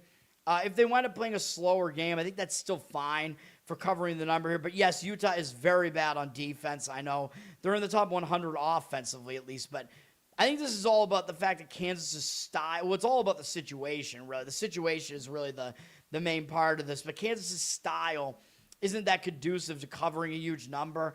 Like I said, they play slow and they focus on defense. But look at the spot that Kansas is in, man. Look at their last 3 games. They had to play a second straight road game coming out of Elevation. By the way, that Elevation game in Colorado was a game that they played with Bill Self in the hospital. So it might have been one of those games where it's like, try to get up and play for your coach, even though they didn't play that well. They came off of that. They had to go to their rival, Kansas State, who's the little brother was gunning for them, and they beat down their little brother. They came back home. They beat ranked BYU and kind of sent them spiraling a little bit. Then off of that, they went on the road to Lubbock, and they upset Texas Tech on the road in a big primetime game. Huge win for Kansas there. I thought Texas Tech was going to get the job done there, and they didn't. So now off of that run of games, now they host Utah. Really? Like, I know they're stepping down in class here, but come on, man. Do you think they're going to pay attention to Utah whatsoever here? Utah literally in last place in the Big 12. And, oh, yeah, who does Kansas play next? They get Arizona coming into their place in 2 days on ESPN on Monday, and then they have to go to Iowa State after that. So this is a double sandwich here, man. This is like a double-decker club sandwich with 2 monster games on each side of this. Yeah, we're doing it. We're in the club. We're playing Utah plus the points in this one. I don't know what the market looks like here. Yeah, the money's agreeing with me on this. Kansas is down from 19 to 18.5. Hopefully it doesn't matter. I mean, when you get up into numbers this big, hopefully the number doesn't matter that much. The total is a little bit higher than I would like at 150.5, but the spot screams Utah here. 60% of tickets on Kansas, 66% of the cash on Utah. I love it. It's a mega double-decker sandwich. We're on Utah plus the points. That's play number one. I think it's one of the strongest plays of the day. I'm peeking. I don't know, but that's one of the best bets. Miami, Ohio. Hunter, what's up, man? I'll talk about Miami, Ohio. If you can wait, I'll talk about it when I don't know. Should I skip over and get to it now? No, it's coming up shortly. I'll get to it. I'm not going to talk about too many of these games between this one and that one. William & Mary and Hampton I have to talk about, though, just because of the situation. And I like Hampton in this one. It's very, very simple. William & Mary just went on the road and upset UNC Wilmington and season swept UNC Wilmington. That's huge for William & Mary, man. UNC Wilmington may be the best team in the Colonial Conference here, and William & Mary to get that second win against them on the road as an underdog, I think they could be in letdown mode off of that against Hampton. I don't think they play Hampton otherwise this year. It's a second straight road game. They might not pay total attention here. Hampton actually might get more up for it because I believe both these teams are in Virginia. And Hampton at this point might consider themselves to be a little brother to William & Mary here. Hampton did just end a losing streak with a win over Elon, which at this point, I don't think is going to be a big deal beating Elon, but ending a losing streak is good. It can give you some momentum moving forward here. So I would only play Hampton in this game. It's kind of a simple letdown spot for William & Mary. They're 4.5-point favorites here. But yes, I would take the points with Hampton in that one. All right. LaSalle, St. Louis, I guess I have to shout it out just because I always talk about the ranked teams. LaSalle's coming off 3 straight losses. I mean, sure, they'll get up for a game against St. Louis, but it's a third road game in 4 games. Back-to-back road games. It's not that easy, man. St. Louis coming off a game where they beat Davidson on the road. It was a game where they didn't win by that much. They don't really have anything upcoming. I don't know, man. It's a game where St. Louis is going to be laying a ton of points, though. They're down from 23.5 to 23. It's just, are they really going to be so motivated that they're going to just blast LaSalle like that? I don't know, man. I mean, maybe they won't. LaSalle might get up for it. Maybe I would lean towards taking the points there, but I have no real read on that game at all. St. Louis is clearly the better team. It should win. And then I think it just kind of comes down to, will they have so much motivation that they'll win by that margin? I mean, I have no clue. Western Michigan at Texas State. I don't know if I had much of a feel for this. It is a 3rd straight road game for Western Michigan, though. But they're on a 2-game losing streak. For Texas State, yeah, they have Troy on deck. That's really the big part of this handicap here. Texas State did just beat Georgia Southern on the road, and they were near the top of this conference early on in conference play, but they're not a good team, really. So I don't know if that win matters that much. Texas State does have momentum, but I would worry about them looking ahead to Troy. So I don't know, man. I think most of the home teams do have an extra advantage, like I said, in this MAC Sun Belt Challenge, because the MAC teams are not familiar with these venues. But in this one, I don't know. I mean, Western Michigan, I don't know if they're going to look ahead to Toledo, who's in the middle of the pack. Middle of the pack in the MAC. Middle of the MAC pack. I think in this one, I would probably fade Texas State. They're up from 5 to 6 here as a favorite, but I would probably take the points in that one because of the look ahead to Troy, but I don't have a good read for it. Kent State at Southern Miss. Kent State's coming off beating Toledo. Decent win for them in kind of a Ohio rivalry. They actually played 3 Ohio rivals in a row, Ohio, Akron, and Toledo. Now they're playing a 3rd straight road game here off of that win over Toledo. They might run out of gas a little bit here. Southern Miss, they've been good at home this year. I think they're coming up, but they are coming up losing to Marshall on the road, which was a pretty big game. Marshall was a favorite in that one. And Southern Miss, I presume, covered that one. And they got South Alabama and Troy on deck, man. So I worry about this, actually. This is a bad spot for both teams. Southern Miss has, 2 big games on deck between 2 of the top teams in the conference. So I worry about it, even though Southern Miss has been a good home team. Both teams are in bad spots here. Kent State dropped a little bit from 5.5 to 5 here, so they are laying points on the road. It's a difficult handicap, man. Really, really difficult. I think I would probably lean towards laying it with Kent State, to be honest. I think Southern Miss having all those big games in the conference surrounding this one, I think makes it worse for them. Even though they are good at home, And you're only asking them to cover as a dog there. I don't know. I don't like the spot for Southern Miss. Saran Man, the Saran rap guy. What's up, man? I did already talk about NC State, Virginia Tech. I believe I said I leaned to Virginia Tech getting the points.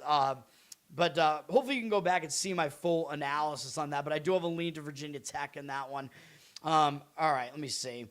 I think it was mostly NC State's coming off a big game over SMU or whatever. And I think I said they have Louisville on deck, right? Is that what I said? So I'm just going to reiterate it real quickly. Like I said, I really want to get the show done, though, because I have so much to talk about. No, that is not what I wanted. I did not want to bring up this. God damn it, man. I don't want to bring up all these inspector. That was actually an element inspector, I think. Whatever it was. NC State. Yeah, so big, yeah. They're sandwiched in between SMU and Louisville, and then actually Miami, UNC, and Virginia all on deck, too. So, yeah, not a play for me, but I would take the points with Virginia Tech in that one. Okay. What did I just talk about? Oh, yeah, Southern Miss. Let's see. Ball State and UL Monroe is actually an interesting handicap, believe it or not, and it's because UL Monroe just pulled off a monster upset. I know not a monster upset, but because UL Monroe's so bad, I think they were like double-digit dogs at Old Dominion. That's just how bad UL Monroe is, because Old Dominion's not good. But that was an upset, man, a pretty big upset. So they might be in a letdown spot here. I don't know how up they're going to get for Ball State. And then up next, they have Arkansas State, who is a good team in this conference in the Sun Belt, man. It's just, I don't know if teams realize that because their record's not that good. So I don't know. But then there's the other factor is that because UL Monroe finally got their first conference win, sometimes it'll give that team some confidence moving forward, and they'll actually play better coming off of that win. So there are a lot of things that factor into this game, man. The money has come in on UL Monroe. Ball State down from 4.5 to 3 here. I would probably still have to lay it with Ball State if I was going to play it, man.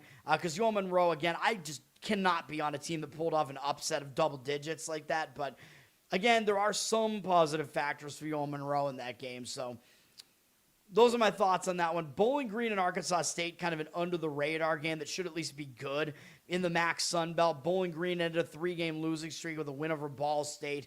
Not a good win, but they'll have momentum coming into this game. They don't have a big MAC game up next against Northern Illinois, so they might actually throw their focus on Arkansas State here, man. Arkansas State did end a 3-game losing streak themselves as well, getting by Coastal Carolina in their last game. They only have UL Monroe next, so both teams are in a very similar spot here, man.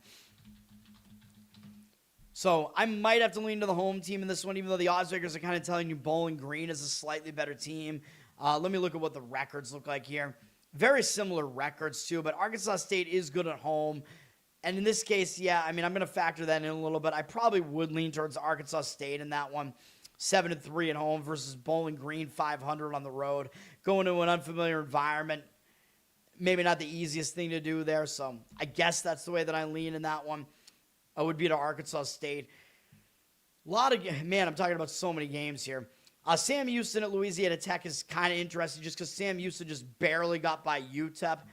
So they might focus just because when you're a team that's a double-digit favorite, like Sam Houston was against UTEP there, and you barely get by, you might be focused in the next game. Problem is they did just beat this Louisiana Tech team the game before that by double digits, so they might not take them seriously for that reason. So a couple of conflicting factors in this one.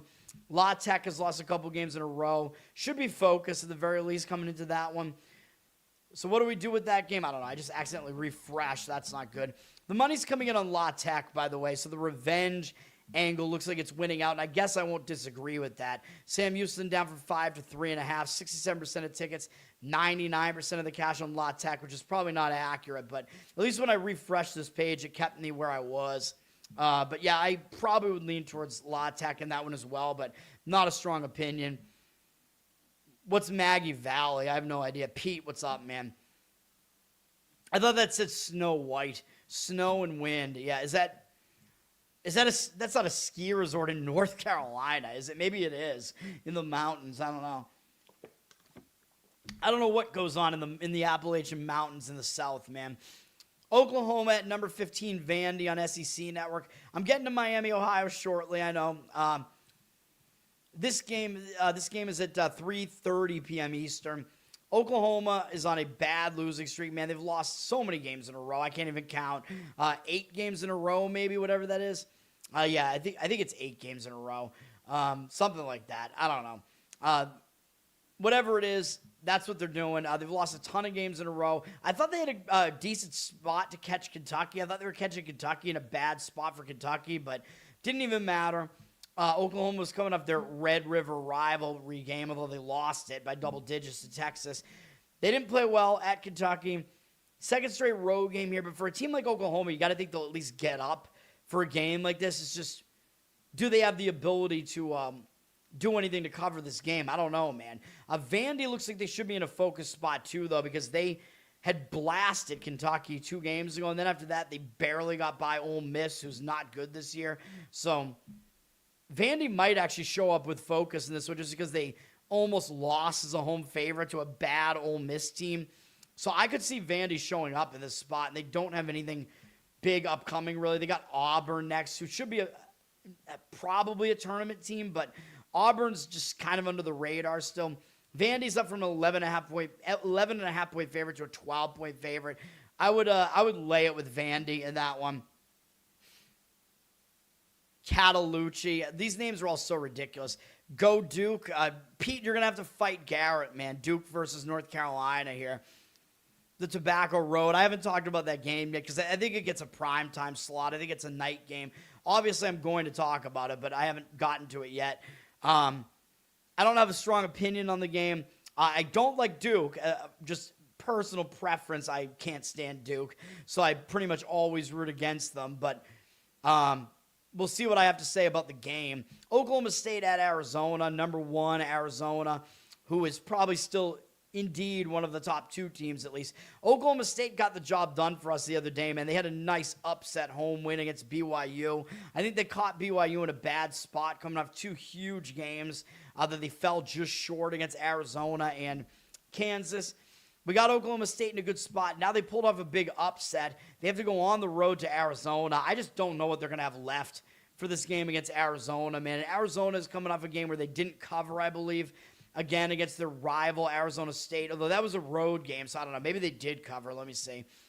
No, they did not. They won by 13 as 14.5-point favorites. So, I mean, Arizona, they may be focused on this game, but I don't know because they do have Kansas up next in 2 days and then Texas Tech, BYU, Houston. So, Arizona's got a gauntlet of games coming up, man. We're pretty likely they're going to lose a game during that stretch, man. Arizona will not be undefeated anymore after that stretch, almost certainly.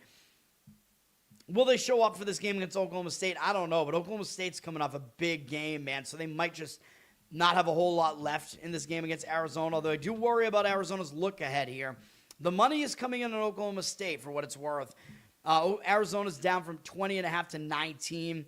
93% of tickets, 76% of the cash. So the money has come in on the Oklahoma State side. I can't do it after they pulled off that upset, but Arizona, I mean, they are coming up beating their little brother, which is still, I guess, a big game. Even if they didn't cover by like a half point, it wasn't like it was a close game or anything that's going to shock Arizona back into focus. And Arizona does have those big look-aheads looming. So I guess I could definitely see the argument for Oklahoma State there.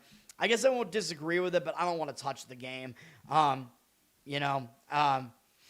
Number 23, I laugh every time I say it, Miami, Ohio at Marshall in the MAC Sun Belt Challenge. Miami, Ohio, I don't know what to say about this team at this point, man. They just barely got by Buffalo again on the road. Miami, Ohio was a favorite of probably, what were they, like 5.5 in that game maybe? Let me see, 4.5, whatever. So they didn't cover. They barely got by Buffalo. So a lot of teams, when they barely get by, they will focus in the next game. But I don't know. They got Ohio on deck, man, and that's a big game. It's a rivalry game. Ohio is 4th in the conference standings right now. So I don't know. Does Miami, Ohio really care about Marshall? I don't know. They care about continuing to be undefeated, I guess, because at this point you got to continue to do it. Just continue to be undefeated. But Marshall probably will get up for this. Marshall's coming up barely getting by Southern Miss. Like I said, I think Marshall overlooked Southern Miss, man. Marshall were 10.5-point favorites in this game at home against Southern Miss, and we're fairly close to losing the game. You know what I always say, when a team almost loses as a big double-digit favorite, they're usually focused in the next game. And I think they were kind of in a sandwich spot if they won a nice road game against Arkansas State the game prior to that, with this Miami-Ohio game on deck. Staying at home, Miami, Ohio, going to be going to kind of an unfamiliar venue here. I like Marshall in this one. The market seems to agree. Miami, Ohio went all the way up from 1.5 to basically 3 here almost. 2.5 with juice, but I would take the points with Marshall. 75% of tickets, only 67% of the cash on Miami, Ohio. They're a very public side because, of course, they are. Everybody wants to see them continuing to be undefeated here, but I know I've said it a couple of times already, but maybe this is it this time. I like Marshall in that game. If I was going to play it, I would take the points with Marshall. North Carolina and Duke, is your Christmas. Yeah, I'm big everywhere, man. I should get that I'm kind of a big deal anchorman thing. Mike, what's up, man? Is that Illinois, or are you just calling me ill? Like I'm sick, baby. I'm ill. Ill in the good way. I'm going to talk about Illinois, but I don't know. I talk about all these games in sequential order, man, so I don't know when that game is. I think it's a night game. I haven't talked about it yet, but I will if you stick around. Central Michigan at Louisiana. I feel like I should cut some of these games out, man, but I talk about all these games just to give you, like, kind of my thinking about it. Central Michigan just almost upset UMass, so having to go to an unfamiliar road location to Louisiana could be a little bit difficult for them, coming off almost pulling off an upset where I think they were like 9.5-point dogs maybe or something against UMass. Louisiana, though, they're coming off a big upset as well against James Madison. I presume that was a pretty big upset on the road. Yeah, 9.5. So both teams are coming off playing well as underdogs. So I don't like the spot for either team, man, in that one. So what do we do with that game besides leave it alone from a side perspective? And again, I'm not really a total guy here. Where is Louis? Oh, yeah, they have him as UL Lafayette. The money looks like it's coming in on Louisiana a bit, up from 2 to 2.5 there. I guess I won't disagree with it just because I think they probably have a little bit of an advantage of being at home in an unfamiliar environment there, but I can't touch the game. What I do like is the other side of it, though. I like James Madison. This is not going to be a play for me, but JMU, man, coming off that bad loss as a big favorite there. Yeah, I mean, teams will usually bounce back from that, and they get the advantage of being at home. They're 7-3 at home, by the way, playing Toledo, who's bad on the road, 3-6, and this is an unfamiliar venue for Toledo to have to go to James Madison in Virginia, I believe. So a lot of things set up nicely for James Madison in this one. Again, coming off a bad loss as a huge favorite here. Meanwhile, Toledo's coming off a massive rivalry game against Kent State. I watched the end of that game, by the way, and it was a tough game towards the end of the game. Toledo fell just short. Now they have to go out and play James Madison. This is a bad spot for Toledo, dude. They got Western Michigan on deck, which is unfortunately not a big game, but this is very close to making my card. I like James Madison in this one, man. Toledo went up from 1 to 1 with juice here. I don't know. Do I want to add this to my card? I'm looking at Ken Baum here. He has Toledo pretty unlucky. They're bad defensively, though. Pretty good offensively, but a very weak defensive team, and they like to play fast. James Madison plays slow. They're going to slow the game down, but they're awful on defense. So I guess, yeah, Toledo's the better defense, but they are, I think, laying a point on the road here. James Madison, in the middle of Ken Baum's luck index, basically a little bit on the lower side, I guess. So slightly unlucky. You know what? I kind of want to do it, man. You should buy Ken Baum, by the way. Do it, because I'm about to show his number real quick here. He's got James Madison losing by 1, so it's right in line with the number here. I'm struggling. I'll leave it off, but I like it, man. I like James Madison in that one. Either plus the point or, pick him or whatever. St. Joe's and George Mason, I have a hard time figuring this game out. St. Joe's is just overrated, man, which is part of the reason why George Mason's a fairly substantial favorite here. St. Joe's is amongst the top in the A10 standings here. but it's misleading. Again, they're not as good as some of these other teams in this conference. They've won 4 games in a row. I know they just beat George Washington at home, or I thought they were going to lose that game. But I don't think they're going to overlook George Mason, though. Now, for George Mason, they're coming in off a not great loss at home to Duquesne, though. So George Mason may show up with focus, too. They were 8.5-point favorites and lost that game. And I talk about how when a team comes off a bad loss as a favorite, a lot of times they will refocus here, staying at home. They only have Richmond next, which is not a huge game, really. So I think I like George Mason in this one, man. The money's disagreeing with me, but St. Joe's is just, they're a fraudulent team, man. There's no other way to put it. George Mason down from 7.5 to 6.5 here. 92% of the tickets, only 78% of the cash on George Mason. So they are public with less than the money on them, but I think I would have to lay it with George Mason if I played that game, which I will not. Fox Sports 1 at 4 p.m. DePaul at Providence. Trying to speed up the pace again here as we go through this, man. I'm trying to get this done close to 10 o'clock, and then I will be back with the actual daily show, which will only be NBA, luckily. Thanks to the Olympics, I don't have to do hockey today, even though hockey has been a decent moneymaker for me, man, a good moneymaker. DePaul is coming up losing at home to St. John's by 12. I don't believe they've played Providence yet this year.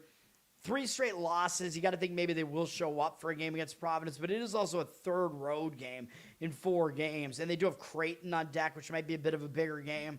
So I don't know. This game's a little bit kind of sandwiched in there between 2 big games at least.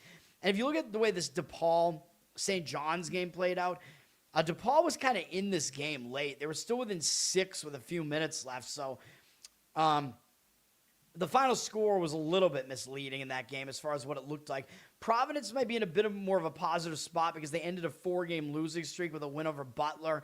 Not a huge win, but winning. That might give them some winning. I'll bring up, I'll get the Charlie Sheen drop. I got to think about all these drops I want to bring in. But Providence might have some new momentum off of that. They do have Seton Hall next, that'll be a revenge game because Hall beat them in Providence already, but I don't know. Maybe they won't overlook DePaul. Maybe they will still have focus in this game. The worry for Providence is the look ahead, of course. What does the market say about this? The market is taking the points with DePaul, it looks like. Providence dropped from 5.5 to 5. 67% of tickets and 83% of the cash on DePaul. I kind of lean against it, man. I kind of lean towards laying the points with Providence. Market doesn't agree with it, and it is a weak lean from me, so I'm not going to do anything with it. Florida State at Notre Dame gets a TV billing here on the CW network at 4 p.m. It's not a great game, I'll tell you that. These 2 teams are not very good. Florida State coming off 2 nice wins at home. They were favorites, though, against Cal and Stanford, and they caught 2 Pacific Coast teams having to go to Tallahassee, which is pretty unfamiliar for them to do. But Florida State was favored, so I don't know how big those games really are. But they do have Virginia on deck, which is not going to be easy. So maybe they get a little bit caught here, having to go to South Bend. Not an easy environment for them to go to, not that familiar of an environment for them. Notre Dame's coming off losing to Louisville by 11. How close was this game, though? Wasn't very close towards the end of the game. Notre Dame back at home off of that, and they did lose last time they were at home, but they played well the last time they were at home against Virginia. Almost pulled off the upset there. So maybe they will want to redeem themselves coming back home from that. They got SMU on deck, but I don't know, man. Notre Dame, when you're losing games like this, I think you will show up at least for a game like this. I think I would lean to Notre Dame here. They dropped a little bit from 2 to 1.5, it looks like, basically, but 75% of tickets, 92% of the cash on Notre Dame. I won't disagree with Notre Dame in that one. I'll probably lean that way. American at Navy. American coming into this game. This is a big game in the Patriot League. I know it's a horrible league. Navy's starting to kind of run away with first place, but American is one of the more competitive teams in the conference. American already beat Navy, by the way. So something to consider here, because guess how many losses Navy has in conference? Oh, yeah, they have 1. And it was American that beat them at American by double digits. So I think Navy's got this game circled, man. But American will probably show up as well. American did just lose as a home favorite to Bucknell. So Bucknell's not good at all this year. That was a bad loss. for American. They might have been looking ahead to Navy. So I do think both teams will still show up in this game. So even though, yes, it is a game where Navy is going to have that chip on their shoulder because it's their only conference loss so far, they do have momentum coming into this with 6 straight wins. They just beat Lafayette on the road. Lafayette, who cares? Both teams will show up. Might come down to, it comes down to the number, of course. It also comes down to which team is better.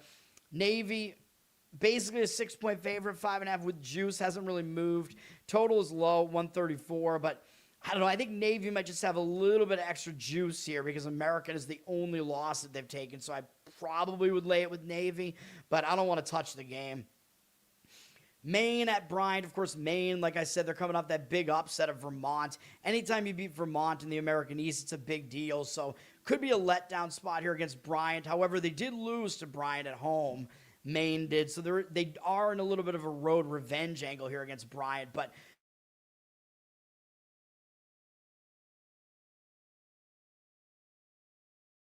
Maine standings, that's a big game, and they also lost UMBC already. So Maine is definitely in a sandwich here, man. Bryant is coming off losing at home to Albany. Not really a great loss there. Probably I would have to lean to Bryant in this one. I think it is a sandwich spot for Maine. Yeah, they're an avenging road underdog, which gives me a little bit of pause, but Bryant is a 2-point favorite. I would probably lay it with Bryant. Actually, I'd probably lay the money line with Bryant unless the spread gets up to 2.5. Because that is more advantageous to do that. CBS Sports at 4 p.m., Towson and Hofstra. This game is better than you might think. The team's records don't look that good, but they're both actually better than the records look. This is a decent game in the Colonial. I don't mind this being a TV game. Towson just broke a losing streak by blowing out Hampton. So they're in decent form coming into this one. I mean, I don't think they'll be overconfident, even though they did just crush a team by 30 points. I think they're going to show up for Hofstra. They already lost at home against Hofstra, too, so it's a bit of a road revenge angle for Towson here. For Hofstra, they do have Charleston on deck, so the worry is they might overlook Towson here. They're coming off an easy win over Northeastern. Not a big deal there, but they played Charleston and UNC Wilmington next. So the worry is the look ahead here, and that Hofstra might not take Towson seriously after already beating them in Towson. So I like Towson in this one. Hofstra's a 4-point favorite. It's a low total in the 130s. I would take the points with Towson in that one. All right. Keeping it going, man. We're keeping it going. Don't know that I had any real angles on some of these other games. I'm trying to remember if I did or if I didn't. I'm consulting my guide here, too. I was going to talk about some of these other games here. I already talked about Ball State. Did I talk about South Alabama? I think I did. JMU, Bryant. These are all leans for me. Yeah. All right. Let's keep it going. ESPN 2, 4 p.m. We have the basketball edition of the Iron. It's the Iron Bowl, right? Alabama and Auburn. I think Auburn does consider themselves to be a little brother in the state of Alabama, so they pretty much always get up for Alabama. But I think Alabama will show up as well because Alabama, well, I could see it going both ways, right? Alabama just didn't cover as a favorite of about 7.5, 8. It might have even been up to 8.5 against Texas A&M, but the odds makers were telling you A&M is just not as good as their record looks. But the thing is, maybe Alabama does still consider that to be a big win because they beat the team that's atop the SEC standing-wise. So even though they didn't cover, maybe they still consider that to be a big win. They only have Ole Miss next. So that's not going to be a concern, but it is Alabama coming off a big win at the very least. And I think Auburn's going to be gunning for them. And Auburn is a team that needs wins more in order to pad their tournament resume because they're less safe than Alabama, obviously, as far as a tournament team. Auburn did just lose a 4-game win streak, though, with a loss at Tennessee, so I don't love that, really.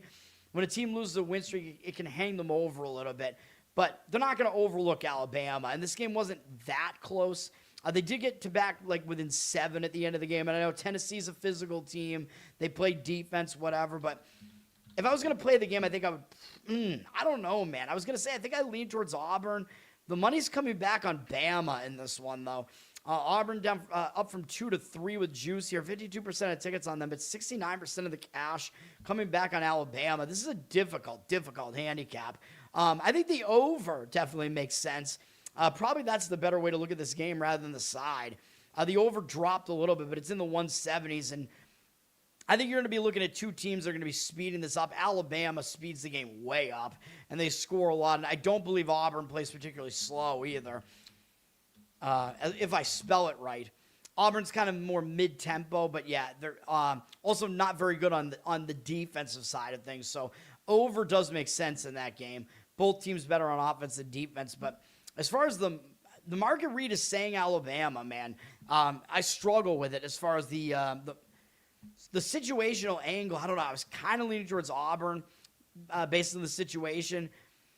I guess do with that information what you want to, man. ESPN at 4 p.m., Ohio Valley, although it's not a horrible Ohio Valley game.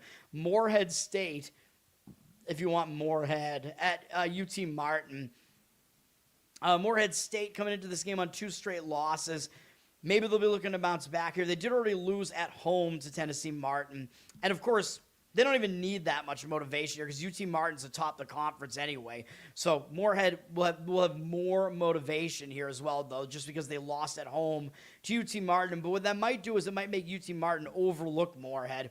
Now, they do have Lindenwood on deck, which I don't know if that's a huge deal because they did already beat Lindenwood, too, and Lindenwood's down in 4th place, but they're a team that might catch your attention more than Morehead will. Not a whole lot going on here. UT Martin coming off an easy win over Southern Indiana, but yeah, I probably lean to taking the points with Morehead in this one. UT Martin's an 8-point favorite. Total's low in the 130s. Morehead plus the points would be a lean there, but not a strong opinion. And then SIU Edwardsville and Little Rock is kind of a crazy handicap here where it's a 4th straight road game for SIU Edwardsville. They just upset Lindenwood on the road as one of the better teams in the conference. Now after they play Little Rock for a 4th straight road game, they got to play SEMO, Southeast Missouri State, and then UT Martin. Those two teams are right near the top of the conference. This is basically a sandwich spot for SIU Edwardsville. One hesitation, though, might be that they lost at home to Little Rock, so they might show up for a game against Little Rock, but it is still really difficult when you're in a sandwich spot and a 4th straight road game, so I think that probably negates the road revenge angle here. Little Rock is coming off a tough game at home, though, against Lindenwood, where they took a loss, and they played a tough game the game before that at Tennessee Martin, too, so the spot's not exactly that easy for them as well, but Little Rock will be looking for a win with 4 or 5 straight losses, whatever they have going on there. No, I did not want to do that. Zach, what's up, man? Thanks for hanging out. All right. Yeah, Little Rock's a 1-point favorite. 80% of tickets, 98% of the cash on SIU Edwardsville. I have a slight lean to Little Rock just because of the sandwich spot that Edwardsville is in there, but I don't love the game at all. Not a strong opinion. 4:30 p.m. Let's keep it moving. Grand Canyon at UNLV. Interesting game in the Mountain West. Grand Canyon is definitely a competitive team in the Mountain West, man. So they've done pretty well in stepping up into this new conference. They're coming off an easy blowout win over the conference doormat, Air Force. So Grand Canyon didn't even suffer a letdown off of that Boise win. They might look ahead, though, because they got New Mexico on deck. And New Mexico is one of the few teams that beat them in conference so far. So that is potentially a big look ahead here. They might not pay total attention to UNLV. Maybe they'll get distracted by the Vegas lights. I don't know. UNLV's lost 4 games in a row. So maybe they'll try to come in with some effort in this one. Usually you do when you've lost 4 games in a row. Those games were difficult, though, against San Diego State, New Mexico, Nevada, and then they almost beat Fresno on the road. Fresno's not very good, though. So UNLV, that was kind of an ugly loss, but it was on the heels of some big games. So I don't know. I would probably take the points with UNLV here. Grand Canyon is up from 3.5 to 4, but 75% of tickets, only 71% of the cash on Grand Canyon. I guess one thing you could say, though, is that Grand Canyon was playing in the WAC. So they're probably not going to be that distracted by Vegas because the WAC played their conference tournament there, which is WAC. Or maybe it isn't WAC. I don't know. But maybe that's one thing that will keep their eye on the game. But I probably still lean to UNLV plus the points in that one. All right. Robert Morris in Youngstown. I thought there was some weird handicapping angle here. Well, Robert Morris just beat Wright State. That was a pretty big win. So potential letdown, I guess, against Youngstown here. They did already beat Youngstown at home, but only by 3. I would have to go back and look to see if Robert Morris covered that number. I don't know if they did. Youngstown's coming up absolutely annihilating IPFW, though a very satisfying win by almost 30 points on the road against a team that's near the top of the standings. And they have Oakland on deck, and Oakland may very well be the best team in this conference, so they are definitely in a sandwich. It's just a matter of will they show up, just because Robert Morris did beat them already at Robert Morris. Yeah, Robert Morris covered barely as 2.5-point favorites. Tough handicap in this one, man. Youngstown, I do think they're in a fairly significant sandwich spot, though. Down from 4 to 3.5 on Youngstown there. I agree with that move. I would probably take the points with Robert Morris, our favorite guy, I guess, in that one, but no real strong opinion there. As I feel like I always am saying. Okay, what other games here do we have? A lot of these games I don't find to be interesting. Harvard at Dartmouth, kind of interesting. Harvard is coming off an upset at Yale. That was a huge upset. Yale is the dominant team in the Ivy. Harvard and Yale have kind of a rivalry going on, too. Harvard were like double-digit underdogs in that game. That was a huge upset. Double-digit underdogs, kid. Yale went down to New Haven and beat Yale, man. Beat the Bulldogs. So Harvard, I mean, I think they're in a letdown spot here. It's a third straight road game. However, they did lose at home to Dartmouth already, and that's who they're playing here. So I don't know, man. Maybe they will show up just because they lost at home. But I think the letdown spot is very, very significant. Coming off the huge win. Dartmouth comes into this game off of beating Brown on the road. Not a big deal there. They do have Yale on deck, but I don't know that they're going to overlook Harvard, who's above them in the standings here. So not on my card, not on my CAD, but I'm going to I'll lean to Harvard in this one. Or excuse me, Dartmouth. I'm going to lean to Dartmouth in this one. Harvard is in the letdown spot. Harvard's only laying 1.5 on the road here, too. So it looks pretty easy to play Harvard. Especially, Harvard just beat Yale, and they have the better record here. It looks very easy to play Harvard, basically just to pick the winner. But that's not what I would do. I would play Dartmouth. My mistake. I would play Dartmouth in that one. I wrote it as Harvard in my sheet, but I meant Dartmouth. I changed it to Jackson Dartmouth. Yeah. All right. Incarnate Word at McNeese is kind of interesting. Incarnate Word, they're one of the only teams to beat McNeese so far in conference play. McNeese has 3 losses, and one of them was to Incarnate Word at Incarnate Word really early on in conference play. But I don't really see I don't see Incarnate Word overlooking McNeese, but they are playing a second straight road game, a third road game in 4 games. Incarnate Word did just pull off an upset on the road at Texas A&M Corpus Christi, so there are still some negatives for Incarnate Word here, man. Or I've listed all negatives, actually, so far. So, yeah, it should be maybe a revenge game for McNeese. Incarnate Word coming off an upset and playing a bunch of road games recently. So, none of that is good. The problem for McNeese is they're coming off a huge game against Stephen F. Austin where they fell short. So, that is the worry that was such a big game that it will hang them over because that was a game that had huge conference implications there. And I'm still kind of angry just because I had to lean on McNeese in that one, and I want to be right about everything. Stephen F. Austin was definitely a square side in that one, a public side, and a public home underdog in that one, so that kind of pissed me off. We'll see. I don't know. McNeese is laying 16 points here. I just worry coming off that Stephen F. Austin game, even though there were a lot of negatives for Incarnate Word, I probably would actually lean towards taking the points with Incarnate Word there, but not a huge game. Okay, we got some stuff going on here in the A-Sun. Probably the interesting one is actually Central Arkansas and Lipscomb. Central Arkansas has actually overtaken Lipscomb in the standings. They've won a bunch of games in a row, 6 games in a row. I don't know if they're for real, man, and maybe we'll find out here playing Lipscomb, who is actually a team that's better than they are and that they haven't faced yet. Lipscomb behind them in the conference standings now because Lipscomb did just lose to Austin Peay. So that's the concern. That was a big game between Lipscomb and Austin Peay. So both teams coming off that game, big game. But Lipscomb was getting blown out pretty much towards the end of that game. So maybe Lipscomb will get over that and show up for this one and try to reclaim second place in the conference. They are the better team, and they've gone up from 2.5 to 3.5 here, almost 4. I guess I would probably lay it with Lipscomb, although you're getting less value on it now, but I guess I would lean that way if I was going to play it. And then, yes, I skipped over North Alabama and Austin Peay. North Alabama did just lose badly to that Central Arkansas team, and they're playing a 5th straight road game, though. So that's the difficulty there. 5 road games in a row is not easy for anybody, man. Because normally I would say, well, Austin Peay is going to be in a letdown. They just beat Lipscomb. It was revenge for losing to them for losing earlier in the season as well. And this isn't a second meeting, I don't believe, but they do have Queens on deck. So that's a pretty big game, too. Queens still near the top of the standings, too. So it is a sandwich spot for Austin Peay.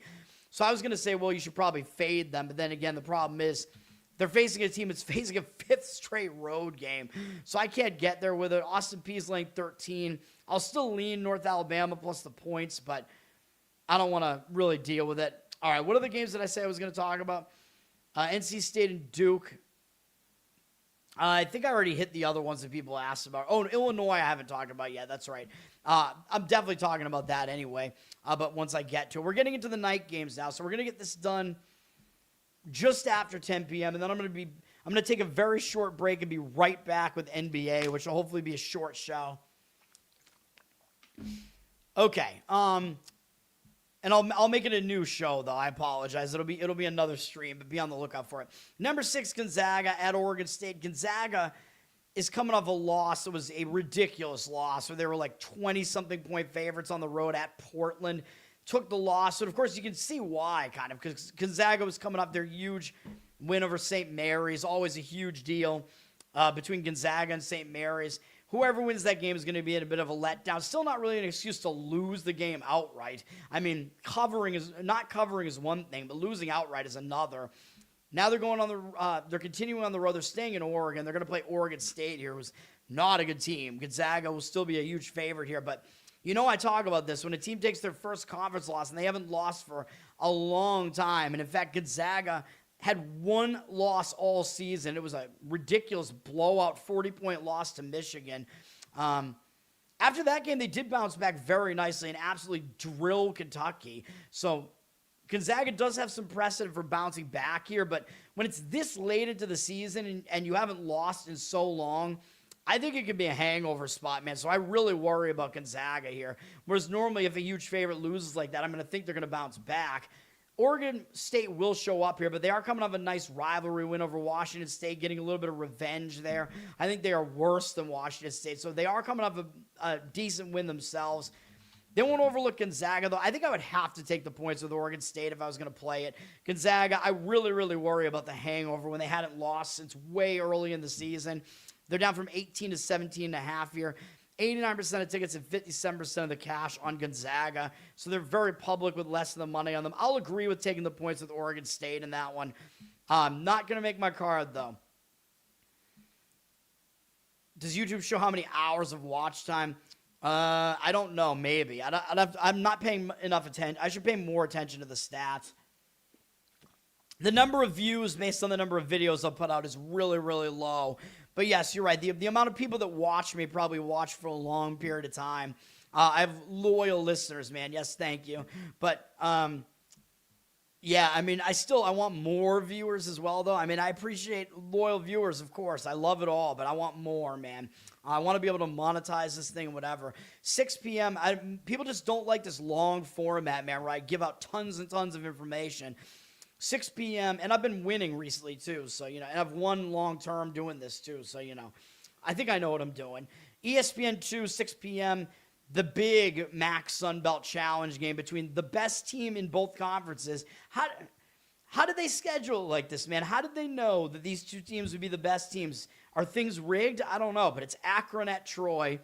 Akron having to go down to Alabama. I mean, kind of a weird spot for Akron, but Akron is coming off a bad game against Eastern Michigan. I told you I liked Eastern Michigan in that game.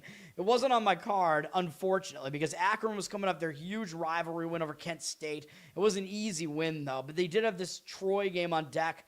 I thought they would overlook Eastern Michigan. They'd already beaten them easily the other time this season, too, so I think they did overlook them, and they only won by 2, so Akron should refocus coming into this game. I like teams that are coming off almost losing as huge favorites because maybe they were looking ahead. they'll usually refocus after a game like that because they know they didn't play well. Troy coming into this game off of beating Georgia State, not a big deal there. So both teams come into this in decent situations here. Akron is the favorite, so the odds makers are telling you who's the better team here. But the money is coming in on Troy. Akron down from 4.5 to 4 here. 50-50 on the tickets, 72% of the cash on Troy. And yes, I do think the home teams in this MAC Sunbelt thing have the advantage here. And I think the Sunbelt is hosting all of them, I think, which is pretty stupid. If I was the MAC, I'd be pissed. Although hopefully the tournament committee doesn't really weigh these games here that heavily. Probably they won't. I would be pissed if I was Miami, Ohio, and I lost to Marshall. I'd be like, why do we have to be the road team in this challenge, man? It's stupid. Which I believe is the case. I don't think these are neutral. Yeah, this is at Troy, Alabama. So yeah, these are all hosted by the Sun Belt teams. Maybe they might alternate year to year, right? Like it might have been the MAC that hosted last year, so maybe they do that. So that's a little bit more fair. The money is saying Troy, man, for what it's worth. It's saying to take the points with Troy. I was kind of leaning towards Akron because they are the better team and they're going to be in a super focused spot, I think, off of that bad game. So I kind of disagree with that one, but not a huge opinion from me. Santa Clara at Washington State. Santa Clara is atop the West Coast Conference now, believe it or not. Briefly, I think they should make the tournament this year, man. I think they should get an at-large bid if they don't win the West Coast Conference. Ken Baum has them like in the top 45 now, probably. Santa Clara is a legit team. They're coming up beating Pacific, third straight road game here. I don't believe they played Washington State yet. Might be the only time they play them. Might be a little bit of an unfamiliar venue because Washington State's still new to the conference. It's a third straight road game. And Santa Clara does have Seattle and Gonzaga up next. Seattle, maybe not a big deal. Gonzaga, definitely a big deal. What are they going to do with this? I don't know. Washington State's coming up an ugly loss to Oregon State, although that was a rivalry game, but they did take that loss. However, they do have Gonzaga up next, but they're not going to overlook Santa Clara. Santa Clara is actually ahead of Gonzaga, like I said, in the standings now. So I'd probably take the points with Washington State in this one. Not a strong opinion. Santa Clara down from 8.5 to 8 in that game. All right. So the market read is kind of saying to lean that way. Peacock, 6 p.m., Big East, Seton Hall, Creighton. Decent game here.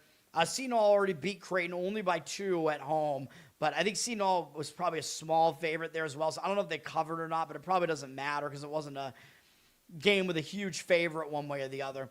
Seton Hall just lost to Villanova, and now they got to go out to Omaha, which isn't really going to be that easy, and they did already beat Creighton once, like I said. Creighton coming off a loss to Georgetown, which maybe a bit of a worse loss there, and on a 3-game losing streak. You know, probably going to lead to Creighton in this one.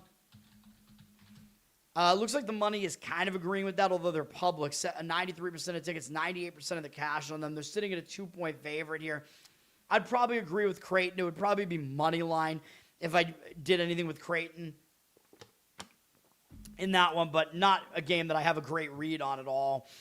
Maybe just because of the slight revenge motive, whatever. And Creighton, you know, it's just a weird spot for some of these Big East teams to always have to go out to Omaha. So I think Creighton has a decent home advantage, although it is factored into the line.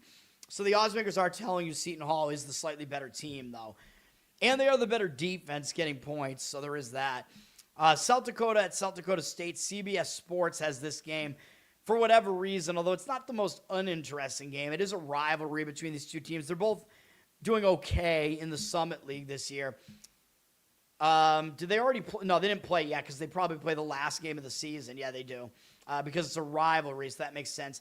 South Dakota just somehow beat me with Kansas City there, man. That was a horrible spot for South Dakota. They were coming off almost upsetting North Dakota State, and they had South Dakota State, their big rival, on deck. Kansas City absolutely imploded, blowing that game. They had the outright lead for most of that game. I am pissed off about that, and they took it into overtime and still lost. So maybe South Dakota will be more focused off of that, coming off that game where they played a bad game against a bad team, but they did have to go to overtime.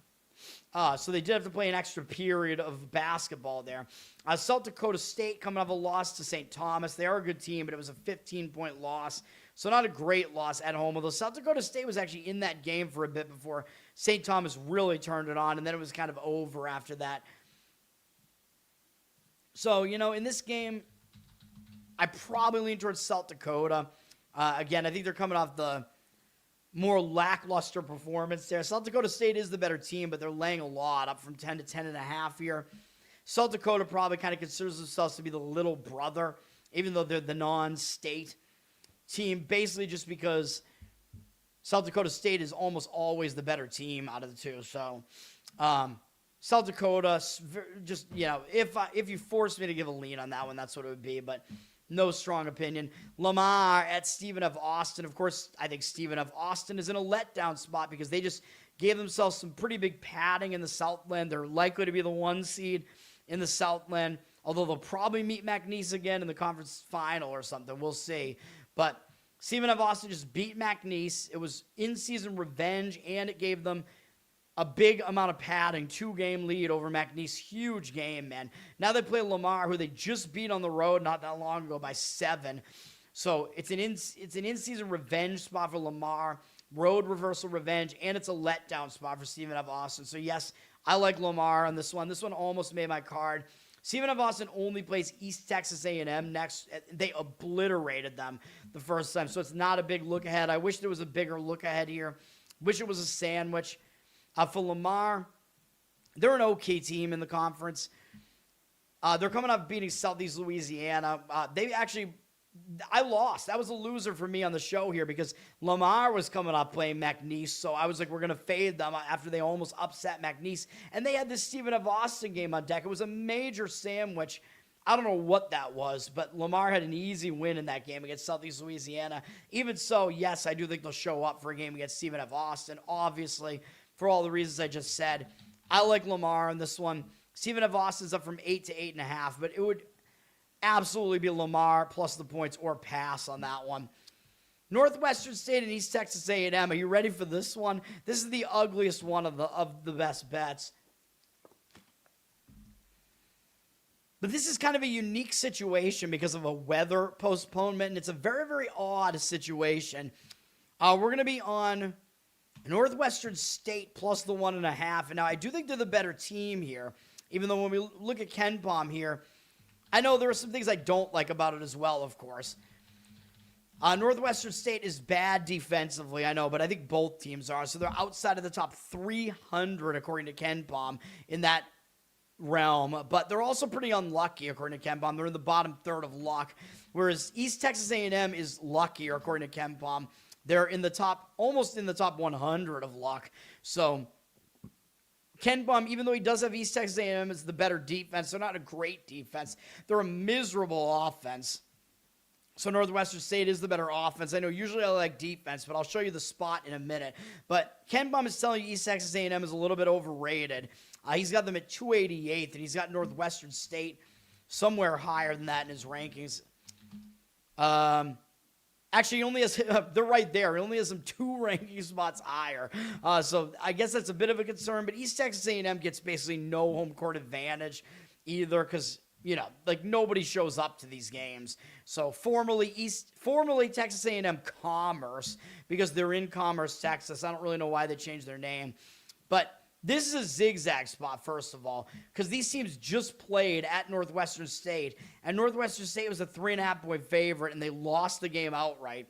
And looking at the statistics, there wasn't a whole lot that went on in this game that was really an outlier one way or the other, so not a whole lot to see. Northwestern State was really bad at the free throw line, though, so there was that. And then East Texas A&M did hit a high percentage of three-pointers, and they take more of them, so that kind of was what wound up giving East Texas A&M the win in the game. They had a 3-point disparity there, and they hit more of their free throws. So things that could definitely even out a little bit coming off of that. So I think it's a zigzag spot where Northwestern State, they've lost a bunch of games in a row, too. They've lost 6 games in a row. And that game, they were supposed to play that game way back, like before they played Stephen F. Austin, but the game got moved because of the weather, which set up this weird, quick revenge spot, zigzag spot that you usually don't get in college basketball, man. So I like it. People are also going to look at this and think East Texas A&M's the better team because they have the better record here. But the odds makers and everybody, KenPom, everybody's telling you Northwestern State's actually the better team here. So Pick the winner looks too easy. East Texas A&M just won at Northwestern State, and they have the better records. This is so easy, right? You pick the winner, you pick East Texas A&M. Well, I don't think so, man. We're going with the demons here. Like I said, we're getting demonic here. Not only is it a zigzag, but look at the spot for East Texas A&M real quick. So, yes, they just beat Northwestern State, which did end a losing streak for them. Sometimes that's good, and it will propel you forward. But look at who they play next. In 2 days, they have to go to Stephen F. Austin, and then they have McNeese right after that. So East Texas A&M has these massive games coming up next. And Stephen F. Austin gave them one of their ugliest losses of the season in their own place, beating them by 30-something points. So, of course, they're going to have that game circled and be looking ahead to Stephen F. Austin for all those reasons.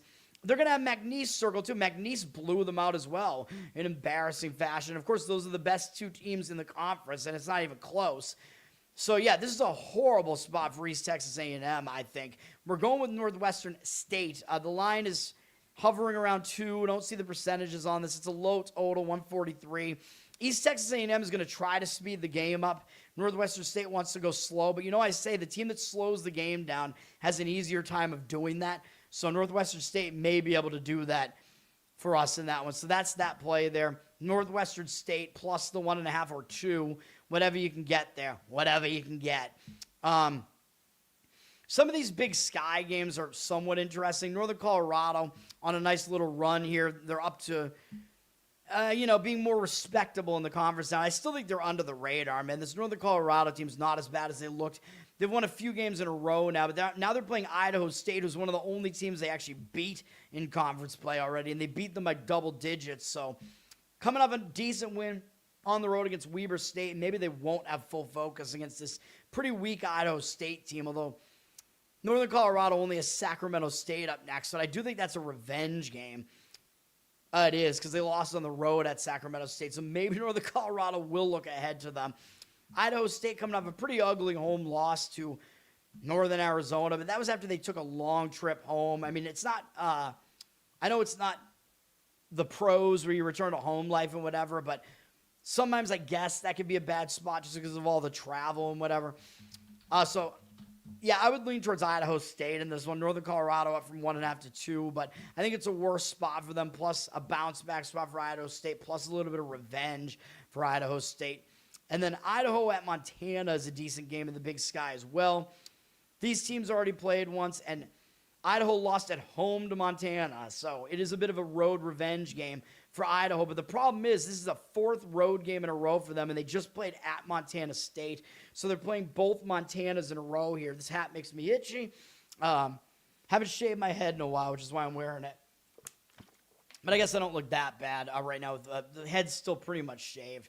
But yeah, it's going to be a tough spot for Idaho still, even though, yes, it is a road revenge spot for them. But coming off Montana State, another big game, and playing a bunch of road games in a row, that's not easy. And in this game, they did cut it close right near the end, man. They got to within 3 points in the final minute. So Idaho did not go away. So they're going to have to play 2 big games in a row. That's difficult. Montana, they're coming off a pretty ugly loss at home to Eastern Washington, although Eastern Washington's better than they look. I think they might bounce back, but Montana does have their big rival, Montana State, on deck, and that will be revenge because they already lost to them once on the road. The line dropped a little bit from 2.5 to 2, but, there's just so much factoring into this game. I think I lean to Montana, though, because of what the teams are coming off of. I think makes it a little bit more difficult for Idaho, but there are too many conflicting factors in the game for me to like it in any way, really. Yeah, these pretzels are making me thirsty. I'm trying to get done with this before I run out of water. Georgia at LSU, SEC Network, 6 p.m. Eastern on that one. Let me see here. And I got to do the Instagram videos, too. Probably got to do that before I do the NBA show. Georgia coming off 3 losses in a row. Hasn't been great for them, really. Had a decent game against Tennessee, but then they kind of got blown out a little bit by Texas A&M. 3 straight losses, probably they will show up, even though they do have a big game on deck against Florida, which is a rivalry, and it's the best team in the SEC, and Florida beat them by margin the one other time they played them, so it's a revenge game for Georgia, too, so there might be the look ahead for Georgia here, man. LSU just ended a losing streak with a not very impressive win over South Carolina. So they're, I think, in a decent spot here, although they do have Arkansas and Tennessee on deck. Might be a reason for a look ahead here. So I don't love how this sets up, man. I don't really know what I would even do with this game. Georgia flipped from a 1-point dog to a 1-point favorite. 88% of tickets, 97% of the cash on Georgia. But I really worry about Georgia looking ahead here, man. So I think I would probably lean LSU in this one, even though it looks like some of the money is coming in on Georgia, at least for now. It looks like they will be public, but I'm staying away. Total stay away.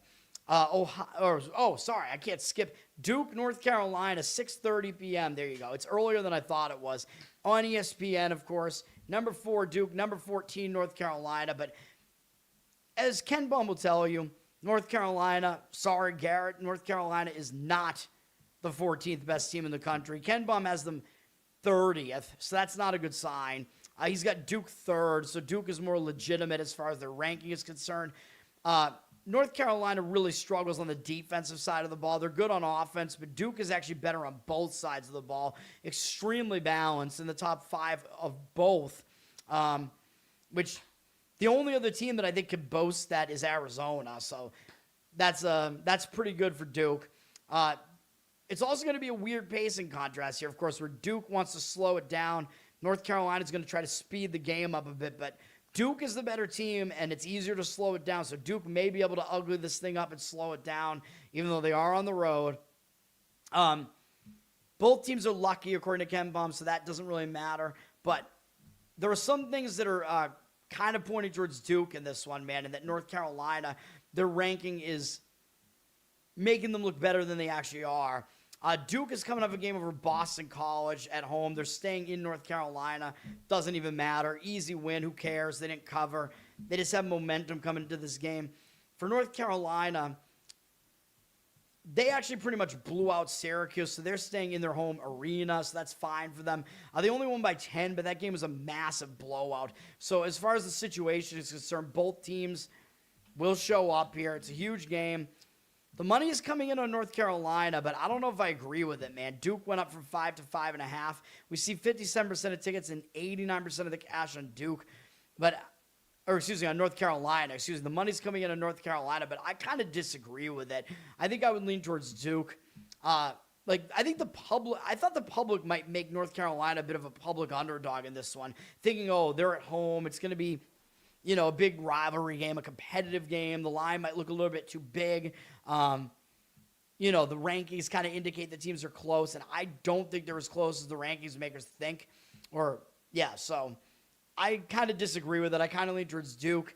Sorry, guys. I don't want to do it because I don't like Duke, but that's just how I handicap the game.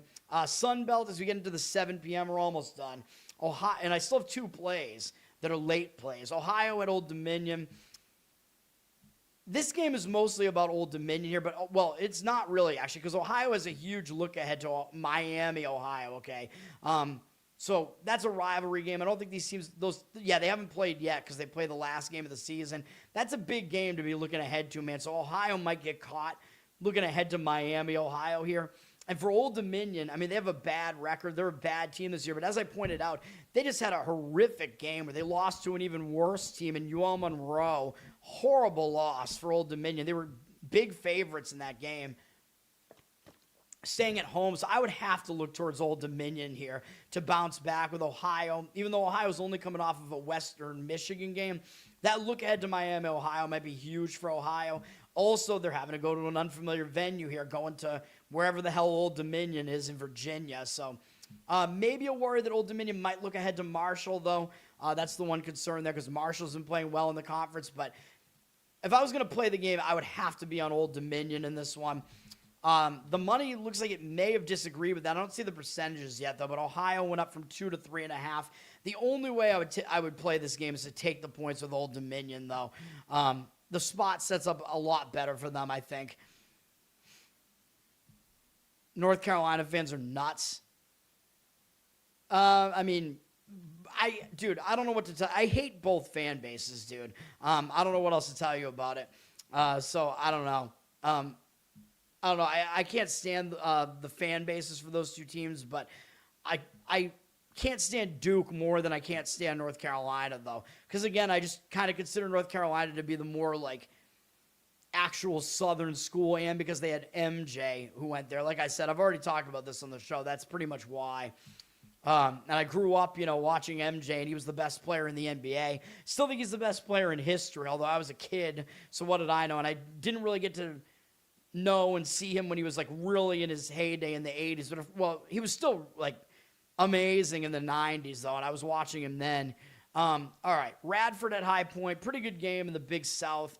Radford's in third place in the conference. High Point is definitely the better team, though. And you can see the state of things with Radford, though, when one of the best teams in the conference, Winthrop, comes in. If you see what I have on my screen here, it's still nobody shows up for the game. And it was a close game. That was a good game. So that's pretty bad that Radford's just drawing nobody, even when they get these good teams coming in. This game's at High Point, though. Now, Radford already played against High Point and lost at home. So Radford does have a little bit of road revenge here. And, of course, they're not going to overlook High Point anyway. But the schedule makers did them no favors by giving them Winthrop right before this. And they played really well against Winthrop. So now they're having to play 2 big games in a row. That's not easy for Radford, man. High Point's coming off an easy win over Charleston Southern. And they don't have any big games coming up. So yeah, it could be a game where High Point just comes in on cruise control. They should win the game, of course, but maybe they just will kind of just get in, get out. But maybe not, because Radford is still in third place in the standings. High Point up for 12 and after 13. I think I would probably agree with that move, and I would lay it with High Point in that one. I just think the spot's not great for Radford there, but my opinion is not strong on that one. Merrimack at Rider. I think there was some angle here.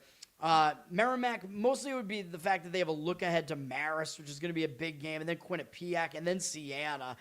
And Iona even is kind of a big game. So they have 4 big games coming up after this Rider game, where nobody's really going to care about Rider. However, maybe Merrimack will actually care about Rider, because Merrimack almost lost to Rider at home already. You know what I always say, when a team was a big home favorite and they played poorly, almost lost the game, a lot of times they will actually take that team seriously the next time. Merrimack were 9.5-point favorites in that game and almost lost. So that is one reason why they might show up for Rider here. It is a second straight road game. They got some momentum coming into this, though.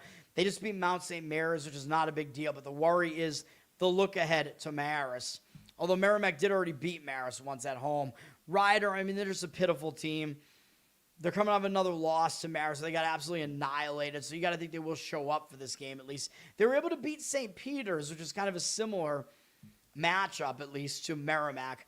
Although St. Peter's was, I think, in a worse spot than Merrimack is here. I think St. Peter's might have already beaten Rider once, but the money is all coming in on Merrimack here for what it's worth. So I think that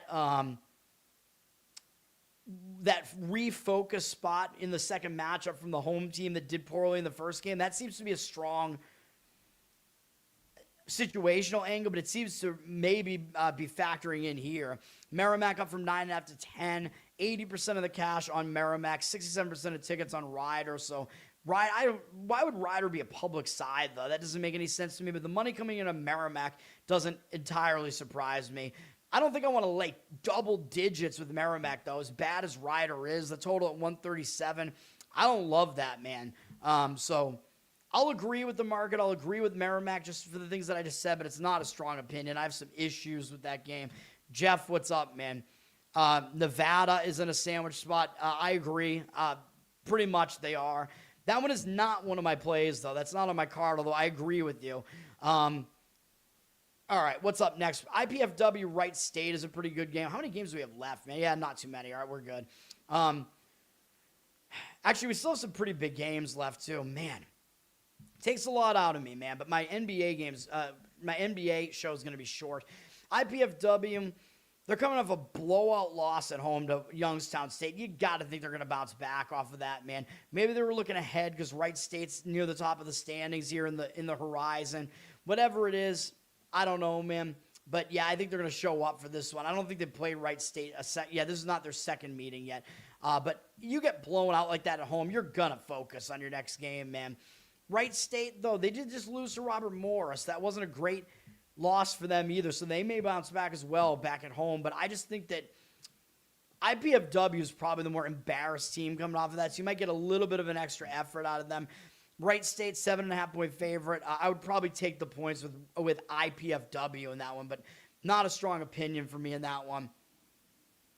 All right, I'm going to skip some of these other games. Not really that interesting. Fox has one of the huge games of the day. Number 5, Illinois at number 10, Michigan State. This almost made my card. I like this game, and I like Michigan State in this game. I mean, the public's going to see this. They're going to probably love Illinois at this point because they beat Nebraska. They're tied with Michigan atop the Big Ten right now. They're looking awesome. I told you that Illinois was a legit team, man, back when people were not considering them to be. But now Ken Baum has them 5th in the country. Everybody knows that they're good. By the way, this is crazy. The rankings makers have these rankings exactly in line with Ken Baum's right now. He has Illinois 5th and Michigan State 10th. When do you ever see that? When do the rankings makers actually have it exactly what Ken Baum says? That's crazy. But the public still probably wants Illinois, man, because I still think they're kind of the more flashier team. They're number 1 on offense in the country, so that's what the public likes. But they don't like this Michigan State team that plays ugly. Michigan State plays slow, although both teams actually play slow now. So it's not going to be a pacing contest. But Michigan State, they're the better defense still, man. And you know me, I like the better defense, even though their offense hasn't been very good.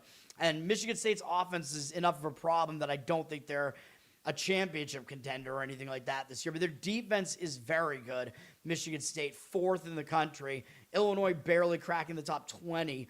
So you are getting the better defense with Michigan State, and I think the spot is a lot better for Michigan State. I mean, look at what Illinois just did recently, man.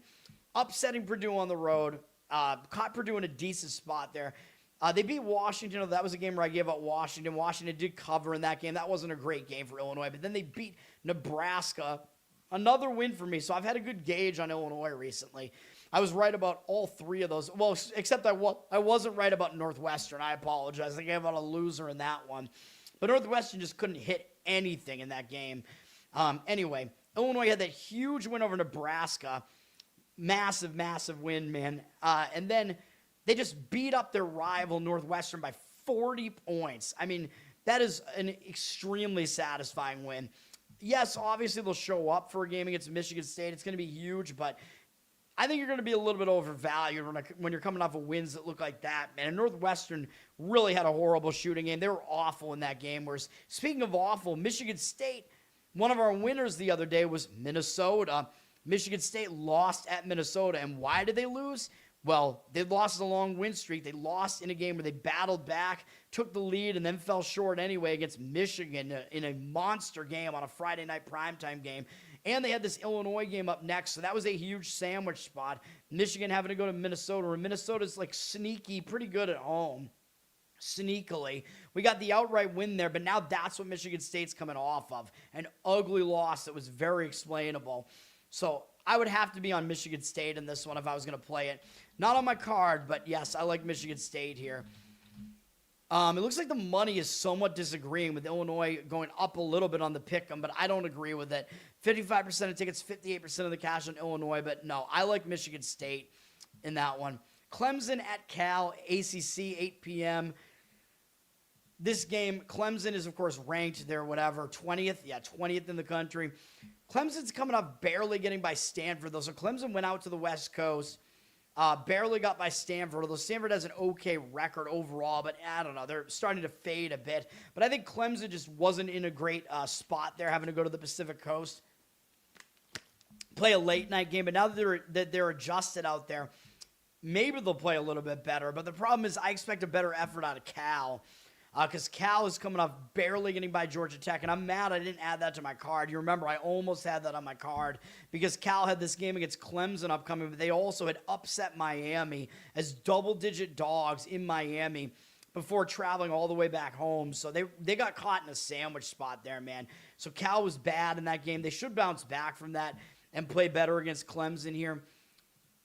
As far as the lean here, The money is all coming in on Cal, and I guess I will agree with that. I think Cal is probably just in the bigger bounce back spot here because they almost lost as a big favorite, and they're used to the venue, whereas Clemson is still not used to these venues out here. Clemson up from 3 to 4, so the line did go up on them, but 50-50 on the tickets and 83% of the cash on Cal.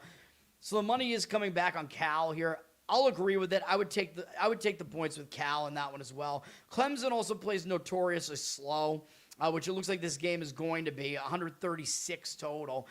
So the points might be more at a premium, more difficult to cover a number like that. All right.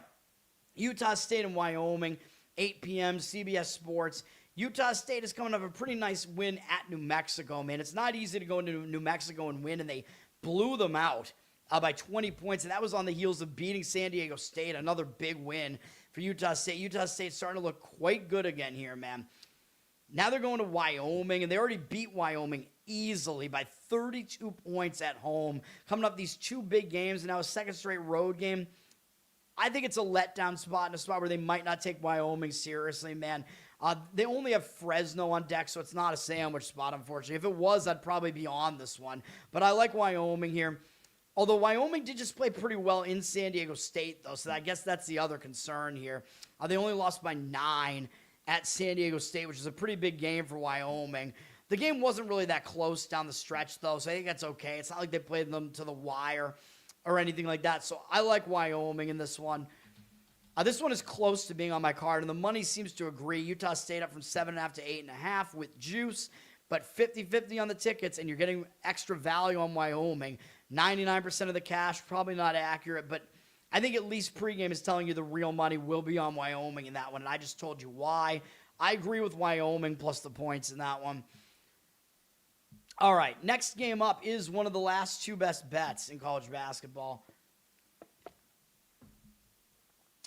Getting it done, man. You know me, we're going to be on Seattle minus the points, even though I know KenPom only has this line at, closer. I think he has it about 1 or 2, but we're still going to do it, man. If you want to go money line on this, you could do that too. This is a horrible spot for Portland, and you know why already if you know what happened and you know what I already talked about, because I already mentioned Portland on this show. And I know, dude, we're going to be on 2 road teams here. I have both of these games here, and then those are my last 2 plays. And I know I've talked about how in the West Coast Conference, home teams have covered at a ridiculous rate, but maybe at some point there's going to be some regression here. But this has to be a play on Seattle in this one, man. Seattle is coming off barely beating Pepperdine. So they had a bad game in their last game. They were big favorites in this game at home. You can see they have the big inflatable Red Hawk here, these Seattle Red Hawks, which is always prominent when you watch their games. So look at this game, man. They had Pepperdine done in the game, you know what I mean? Like, once it came into the second half, Seattle had this game almost put away, but Pepperdine just refused to go away and actually took the lead late. So Seattle got a huge scare in this game. And if you look at what happened in the game, Pepperdine shot 40% from three-point range. So that was kind of the reason why. And, the turnover battle just wasn't good for either team, but really it was kind of just the three-pointers. Seattle doesn't hit a lot of three-pointers. They don't take a lot of them, but they were 24%. But really it was just that Pepperdine got hot from 3, and that made the game closer than it should have been. Because Seattle should have won the game more easily. And Seattle were 12.5-point favorites in this game, man. And I talk about this. When a team is a huge favorite and they barely get by, you're going to get a pretty big effort out of them in the next game more often than not. So I like that from them. Maybe a worry that they're going to play Santa Clara next, and it's a third road game in 4 games, but I still like this. And the main component of this is because this is a monumental letdown spot for Portland. They just beat Gonzaga at home, man, and that might have been the first ranked team that Portland has beaten in program history or something. I don't even know, man. It was a historically monumental win for Portland. When you have a win that's that huge and there was a court storm, the party might still be going on there, man. That was just such an insane win. I just don't see them being able to get back up after that and showing up for this game. I don't believe these teams have played yet this year. I think they do play again later in the season, but horrible letdown spot for Portland, man. Nothing else we could say about it. They got San Diego up next, not a big deal, but it's just the letdown is such a monumental letdown in this one. We got to do it. Plus the fact that Seattle is in a positive spot here. The line has gone up a little bit from 3 to 3.5. We're still going to do it, man. I know for the reasons that I stated when I started the handicap here, there are some concerns, but I think we got to do it. I know the total's a bit low at 140.5, but we have to look at KenPom real quick as well. I know KenPom makes this look a little bit less great, but he's got Seattle 92nd in luck. Although I believe he has, who are we talking about here? Portland. He's got Portland very lucky, though, guarantee it. Yeah, he's got Portland 88th in luck, so he has both teams lucky. He's got Portland a bit better defensively than offensively, and Portland being a fast-paced team. Seattle actually doesn't play that slow, but Seattle is actually the better defense. Seattle's just really bad offensively, but they're actually a very, very good defense, and I know that's not a great recipe for laying points. They're not going to be thrown off by the fast pace, though, because Seattle also plays somewhat fast, but their defense is very, very good. They have a significantly better defense. That's really where the advantage lies there, although I believe Portland probably has a slightly better offense, but I don't think it matters in this one. It's a huge letdown spot. That's that play. And then finally, like I said, we're laying another favorite, and it is Pacific against Pepperdine. So we're fading the other side of that. The money looks like it's disagreeing with me on this, man, so I don't love that. 60% of tickets and only 53% of the cash on Pacific as an 8-point favorite. I don't love that. Don't love that the total is at 139. It's low, but if you look at this spot, I think it does bear itself out, man. Pacific, they're coming off, they just played Santa Clara, but the game wasn't close. So I think this is just a game where Pacific is going to be in line for a win here. But really, it's all because of the second meeting, though. That's why we're looking at this here. So, yeah, they played a game against a really good Santa Clara team, but they didn't play that close against them, and now they're stepping way down in class to play Pepperdine. And going to Pepperdine sometimes will throw some teams off, but not Pacific. They play there like every year. But if you look at what happened in the first meeting, Pacific is the way better team over Pepperdine, which is why they're laying this many points on the road. And they were 11.5-point favorites at home and almost lost the game to Pepperdine. So I talk about this when a team does that in the first meeting, a huge favorite when they almost lose the game. Although Pacific was winning this game the whole time, man. I think they just took their foot off the gas late and let Pepperdine get back into the game to give them a bit of a scare. Pacific was clearly the better team, and the game was over. Besides that, Pacific had way too many turnovers in the game. That was the main reason they lost, was 18 turnovers. That's probably not going to happen again. They should have won the game. They dominated the rebound battle by double digits, so they should have won the game way more easily than they did. So I think looking at that, you got to think, yeah, Pacific is the better team here. Maybe if they were 11.5 at home, honestly, they probably should be more than a 7.5-point road favorite, man. I think, right? Well, actually, hold on. Let me think about it. No, actually, they should be less. My mistake. So, yeah, 11.5 at home. Yeah, they should probably be. Pepperdine doesn't get a ton for home court, even though their home court is a weird home court. Yeah, I don't know. I guess the number's a little bit crazy. I guess the number should probably be about, 6 or so. But I think KenPom has this number right around 7, so I'm not, or maybe even 8, so I'm not too concerned about that. Maybe Pacific just wasn't even favored by enough in that first game.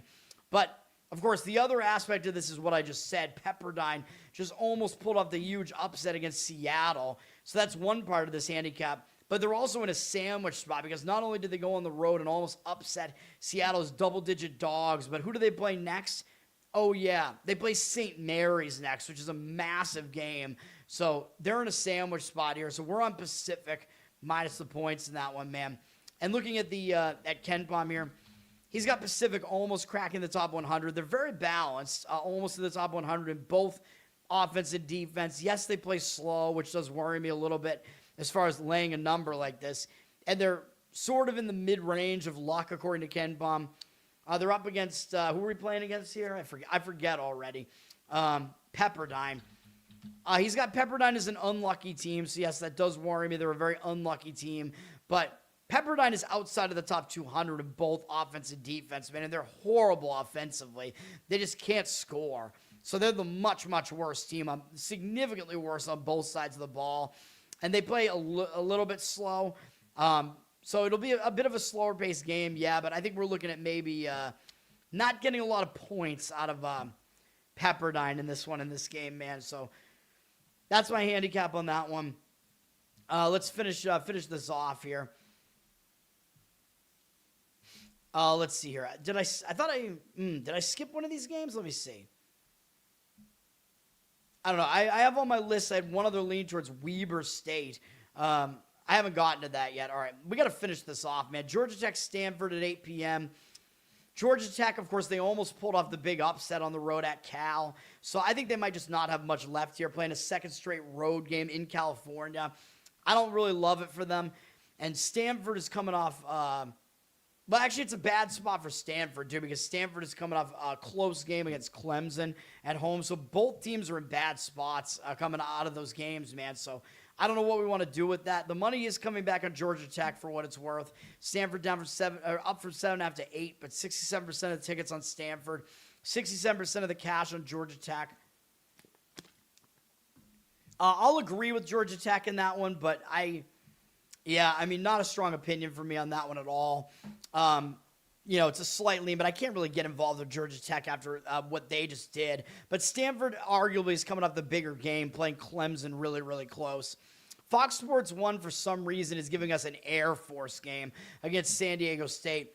Thanks a lot, Fox Sports 1. I don't know why they would be. San Diego State's just coming off Wyoming, not a big deal. They have Nevada on deck, though, and Grand Canyon, which is going to be a revenge game. So those are big games on deck. So they might be looking ahead. Air Force doesn't even have a win in conference. They're terrible, obviously. They already lost horribly at San Diego State, 81-58. So San Diego State really just might not pay any attention. Air Force probably should at least show up for the game, but they are bad, dude. So I'm not going to be on the game, but I guess if you force me to lean, I would take the points with Air Force. San Diego State does play slow usually, or actually I think they're a little bit faster this year, but they play a lot of low-scoring games, I think, though. They're up from 21.5 to 22. That's going to be difficult to cover that on the road against kind of anybody, especially when you just don't care about the game that much, which I don't think they will. Total's pretty low in the 130s, 80% of the tickets and cash on San Diego State. But, yeah, I would take the points with Air Force if I was going to do anything with that game. All right. I don't know. I had maybe some opinions on some of these other games. Well, we have a big SEC game between number 17, Florida, and Texas A&M at 8:30 p.m. Florida is coming off beating Alabama. Very, very satisfying win, crushing Alabama, knocking them from the rankings. And I believe Florida's been sitting around for a bit after that, which may not be great. So they could be maybe in a letdown here going to A&M, although I know A&M is atop the standings, so maybe it is still a big game for both teams here. Florida does have Georgia on deck, which is a rivalry game, but it probably means more to Georgia. Georgia, will be in revenge as well. So, yeah, I mean, it's mostly, I think, just maybe a letdown for Florida. But again, I think because A&M is still above them in the standings, I think maybe they will show up for this game. And I don't really think A&M is going to win this game, man. So I think Florida will jump into first place here finally. Texas A&M just played Alabama too, but they played them more recently, I think, in the middle of the week. And they played them close as 7.5-point dogs, or maybe even more than that, and only lost by 3 in a high-scoring game, man. So I think the spot is better for Florida here, man. All of those things being considered, even though it might look too easy to, the team that blew out Alabama, right? It looks too easy to play them, but I would only lean to Florida here, but you've lost some value. They're up from 4 to 6.5. It looks like it might be 7. And the odds makers are kind of telling you what you need to think here, right? Like, I would think the public might think that line's too big. Whoops, I clicked on the wrong game. I'd be thinking, like, oh my God, like Florida, why are they laying this many points? Even though, yeah, they're ranked or whatever, but people might look at this and see A&M actually has the slightly better record and think it makes sense to take the points there. So it almost looks like the public would be on A&M here. I don't know, but 63% of tickets, 68% of the cash on Florida. I agree with Florida in that game. And then we have number 25, Tennessee at Kentucky. Good game on ESPN at 8:30 p.m. Tennessee back into the rankings at number 25. And this is a revenge game for Tennessee because they lost as a pretty big favorite at home to Kentucky. I think they were about 6.5-point favorites in that game. And that was the game that Tennessee dominated that game. They led the entire game, and then I think they were up double digits for a lot of that game. And then somehow Kentucky snuck back into the game and literally were only leading in the final few seconds of the game when they won the game. So that was a very misleading result. Tennessee pretty much handled Kentucky in that game. And now that they did lose that game at home as a favorite, you know what this is. It's road revenge time for Tennessee. So, yes, I do like Tennessee in this game. They're coming off an easy win over Ole Miss, so no big deal there. Kentucky is coming off beating Oklahoma. Not really a big deal there either. So they'll show up for the game. These teams don't like each other. But I also trust Tennessee's coaching more at this point, too. Mac Pope, seems like he's all over the place. So believe it or not, I trust Rick Barnes until he gets deep into a tournament setting, and then I don't trust him anymore. Kentucky's up from 1 to 1.5. It looks like some of the money is coming back on Tennessee, though, and I agree with it, even though the public might be coming in on Tennessee, too. I think if they do, they actually have this one right. 71% of tickets, 89% of the cash on Tennessee. I agree with that one. Tennessee would be the lean in that one for me. Northern Arizona at Weber State. I believe I had an opinion on this.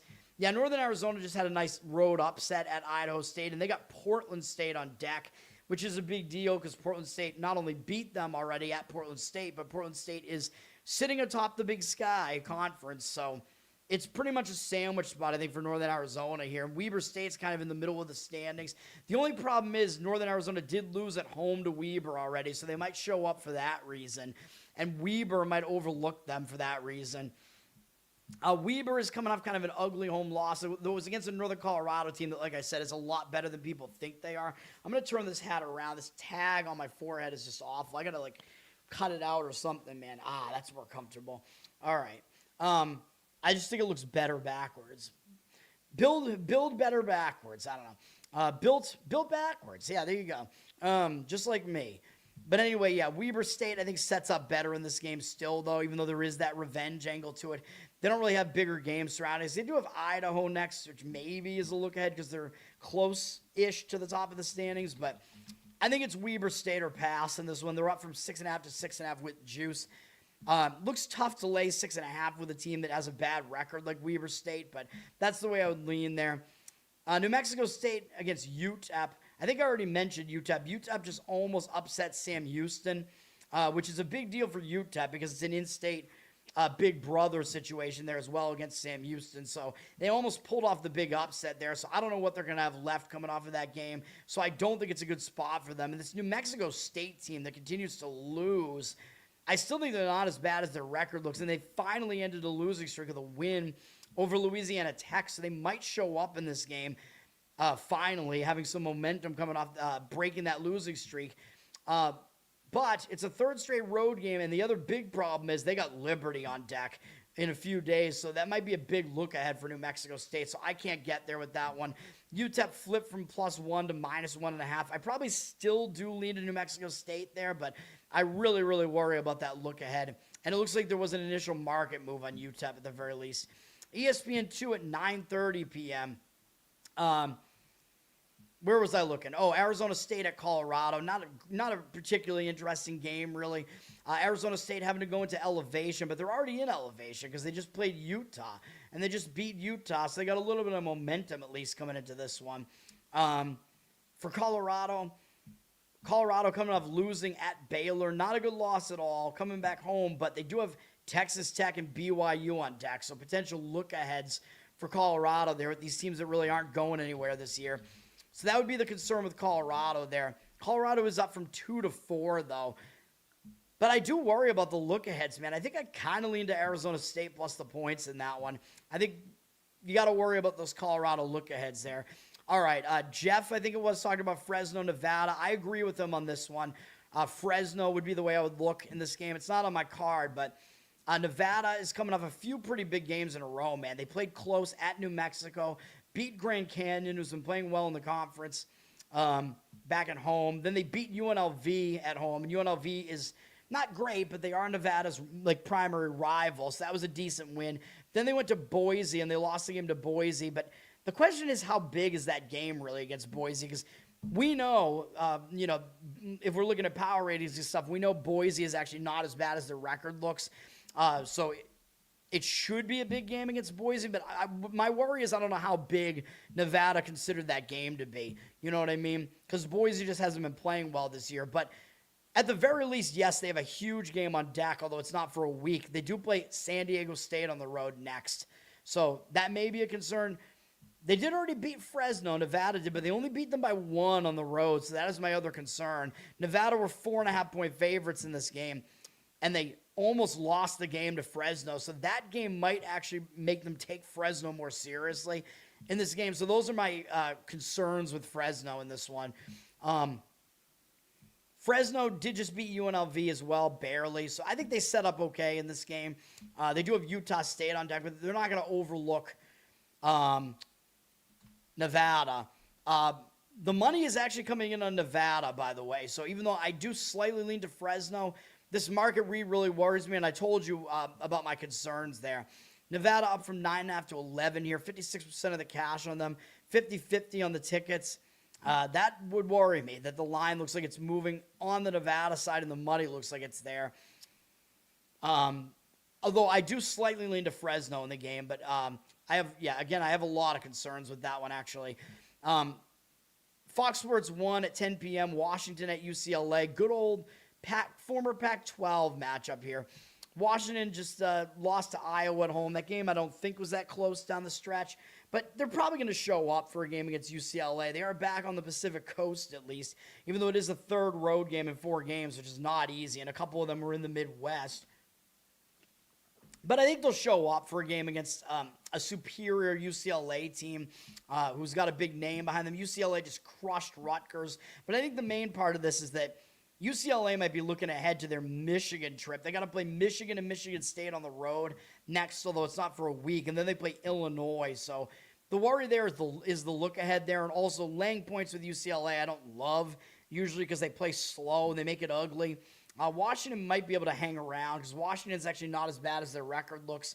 UCLA up from 5 to 5.5, 77% of the tickets on them, but the money looks like it's coming back on Washington, 71% of the cash on Washington. I agree. I would lean towards Washington in that game as well, plus the points. CBS Sports, 10 p.m., we have Boise at New Mexico. This game, interesting game. It's a good game. One of the best Mountain West games of the day, if not the best. Boise is coming off beating Nevada in overtime, and I still think that's probably a big game for both teams, really. I think that was a good win for Boise, even though they probably didn't cover, because they think they're actually probably about 6-point favorites in that one. They're not going to, overlook New Mexico or anything, though. They already they beat New Mexico at home, though, so it is a little bit of revenge for New Mexico, but it's a big game. For both teams. I think Boise's got to climb their way back up the Mountain West standings here, man. They're going to have to do something in the Mountain West tournament, though. For New Mexico, they should show up as well. They already lost to Boise. New Mexico's coming off a pretty ugly loss. It was to Utah State, who is still the best team in the Mountain West, but at least power ratings-wise. But, yeah, I mean, New Mexico should, I guess, bounce back from that. I don't know, man. I mean, sometimes when you lose a game like that, though, and it's a game you really get up for, maybe you will be hungover a little bit because they did lose a 4-game win streak there. So I don't know, man. It's a difficult handicap in this one for sure. It looks like some of the money kind of came in on the Boise side. New Mexico down, sitting at a 6-point favorite here. I don't know why I keep hearing like noise below me, man. I got to look at my person spotted back door. I'm looking at my cameras here, man. Oh, great. And my backdoor camera is losing battery life again, even though it's plugged in. Yeah, that's great. It has huge issues with the cold. Fucking bullshit. These new doorbell cameras that Nest switched you over to with Google, they're terrible. Absolutely terrible. The old ones didn't have this problem at all. But anyway, yeah, I guess I would slightly lean to taking the points with Boise there because I think they're a bit under the radar, and I think they're a little bit better than they look at least. ESPNU has a good Big West game between UC Irvine and UC Santa Barbara. These two teams are right near the top of the conference. Good game. We faded UC Irvine, and we just got in under the number there. Although UC Irvine dunked at the end of that game, which I hated because the game should have wound up 14. But yes, UC Irvine wasn't in a good spot. They'd had huge wins over UC San Diego and Hawaii prior to that. So I liked Bakersfield in that one. Cal State Bakersfield did, I think, wire-to-wire cover for us, even though they only covered by half a point. I think they were never not covering. UC Irvine's coming off that. It was a whatever performance for them. They'll show up for UC Santa Barbara. I think they haven't played yet. I think they play again late in the season. UC Santa Barbara is going to show up as well, and they're coming off a loss against UC Davis. So I think this comes down to who's the better team, what the number is, all those things. Like, when there's no situation, it does become more of a numbers play. UC Irvine flipped from a 1.5-point dog to a pick 'em here. So the odds makers are telling you UC Irvine is the better team on the road here. I believe they are the better defense, I want to say. I think Irvine is a pretty legit defense, man. Yes, they are. KenPom their offense is pretty weak, but KenPom does have them a top 30 defense in college basketball. So, yeah, I guess I will lean to Irvine in that one, but not a strong opinion for me. Then we have a couple of ESPN 2 games here. These last 3 games are all pretty good, actually. Number 8, Houston at number 16, BYU. This is a big game on ESPN. Houston having to go into elevation, man. I think they did beat BYU both times last year, but I don't know, man. Going into elevation still might be difficult. I don't know if they went to BYU last year or not. Houston's just kind of rolling right now. It's not a terrible spot for them, but it might be a good spot for BYU to bounce back, man, now that everybody's kind of off of BYU because of what they've looked like recently. They've lost 4 of the last 5, lost 3 in a row. But look at what they lost. Look at the games they lost. They lost on the road to Texas Tech, at home against Arizona, and they came back and made it close. On the road at Kansas, and they played decently in that game too. So, what do you want? This BYU team's still not that bad. Then we faded them in their last games. I thought it was a bad spot coming up those 2 huge performances against Arizona and Kansas, almost coming back in both games. Second straight road game, they had this huge Houston game on deck. So I liked Oklahoma State in that one. They got it done for us. That was an ugly loss for BYU as a favorite. So now I think this is the spot where BYU bounces back at home. So I have to lean to BYU in this one. As much as I love Houston and the way that they play and the way that they play defense, the money is all over BYU in this one, and I agree with it. Houston down from 2 to 1. It's not a horrible spot for Houston, but the travel spot in the venue might be a little bit weird to them. BYU still hasn't even been in this conference for that long, so still not something some of these teams are that familiar with doing. 63% of tickets on Houston. Public's going to be on Houston because it's pick the winner, yeah. But 78% of the cash on BYU. I agree with BYU in that one, like I said. I think the fact that BYU's 16th now in the rankings, well, I don't know, because KenPom does have them 69th, or 19th. Why did I say 69? Oh, God. That was a Freudian slip. No, KenPom has BYU 19th instead of 16th, so I don't know, man. He is saying they're a little bit overrated. Houston, he's got it 6th rather than 8th, so KenPom's rankings have a bit of a disparity there, but even so, I agree with BYU in this one, man. Houston, by the way, they're now looking pretty legit. Their offense has really improved recently. So Houston is actually in the top 10 in both offense and defense now.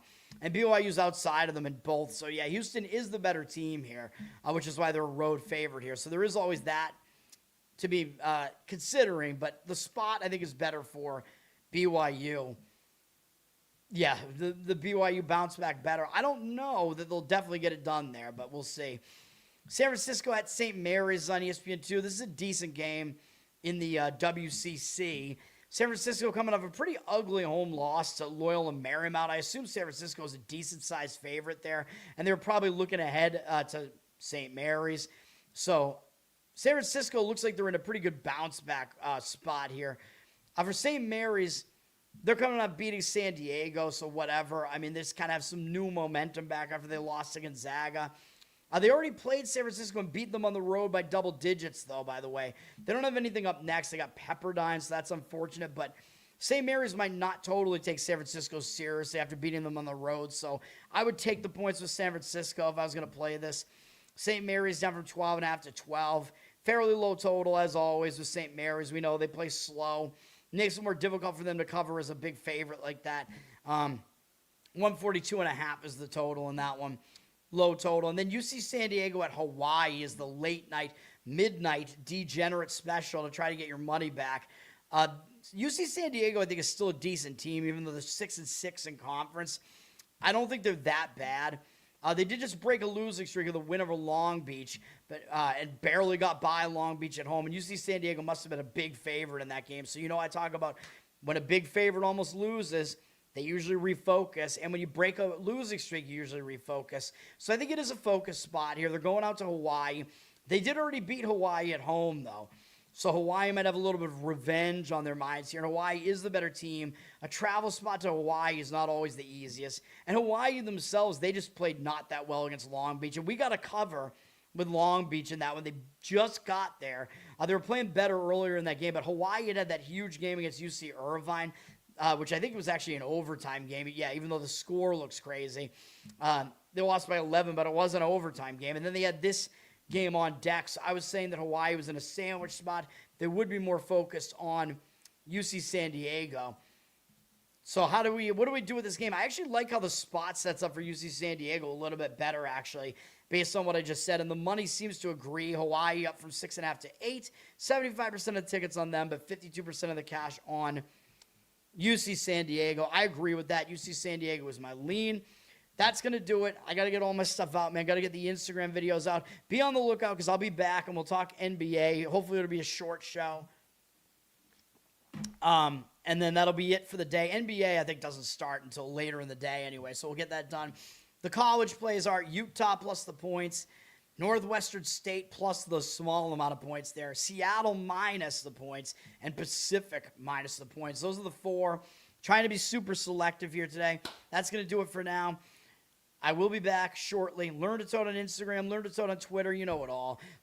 Like, subscribe here. Give me good comments here on the channel here, of course. Listen on audio. Review on audio. Spotify, Apple. I got to get that up, too. So it'll be a little while until I come back. But, yeah. Got to get all that done as well. Covered in Uke is my Uke channel on YouTube. Patreon.com/LearnToToad. You can get some bonus stuff there. And then... and I know I still have to get up. I'll try to do it like maybe tonight or something to get caught up with the Uke stuff because I did just do that Green Day cover, but it's only on Twitter right now. And Losercast every Tuesday night, the comedy podcast.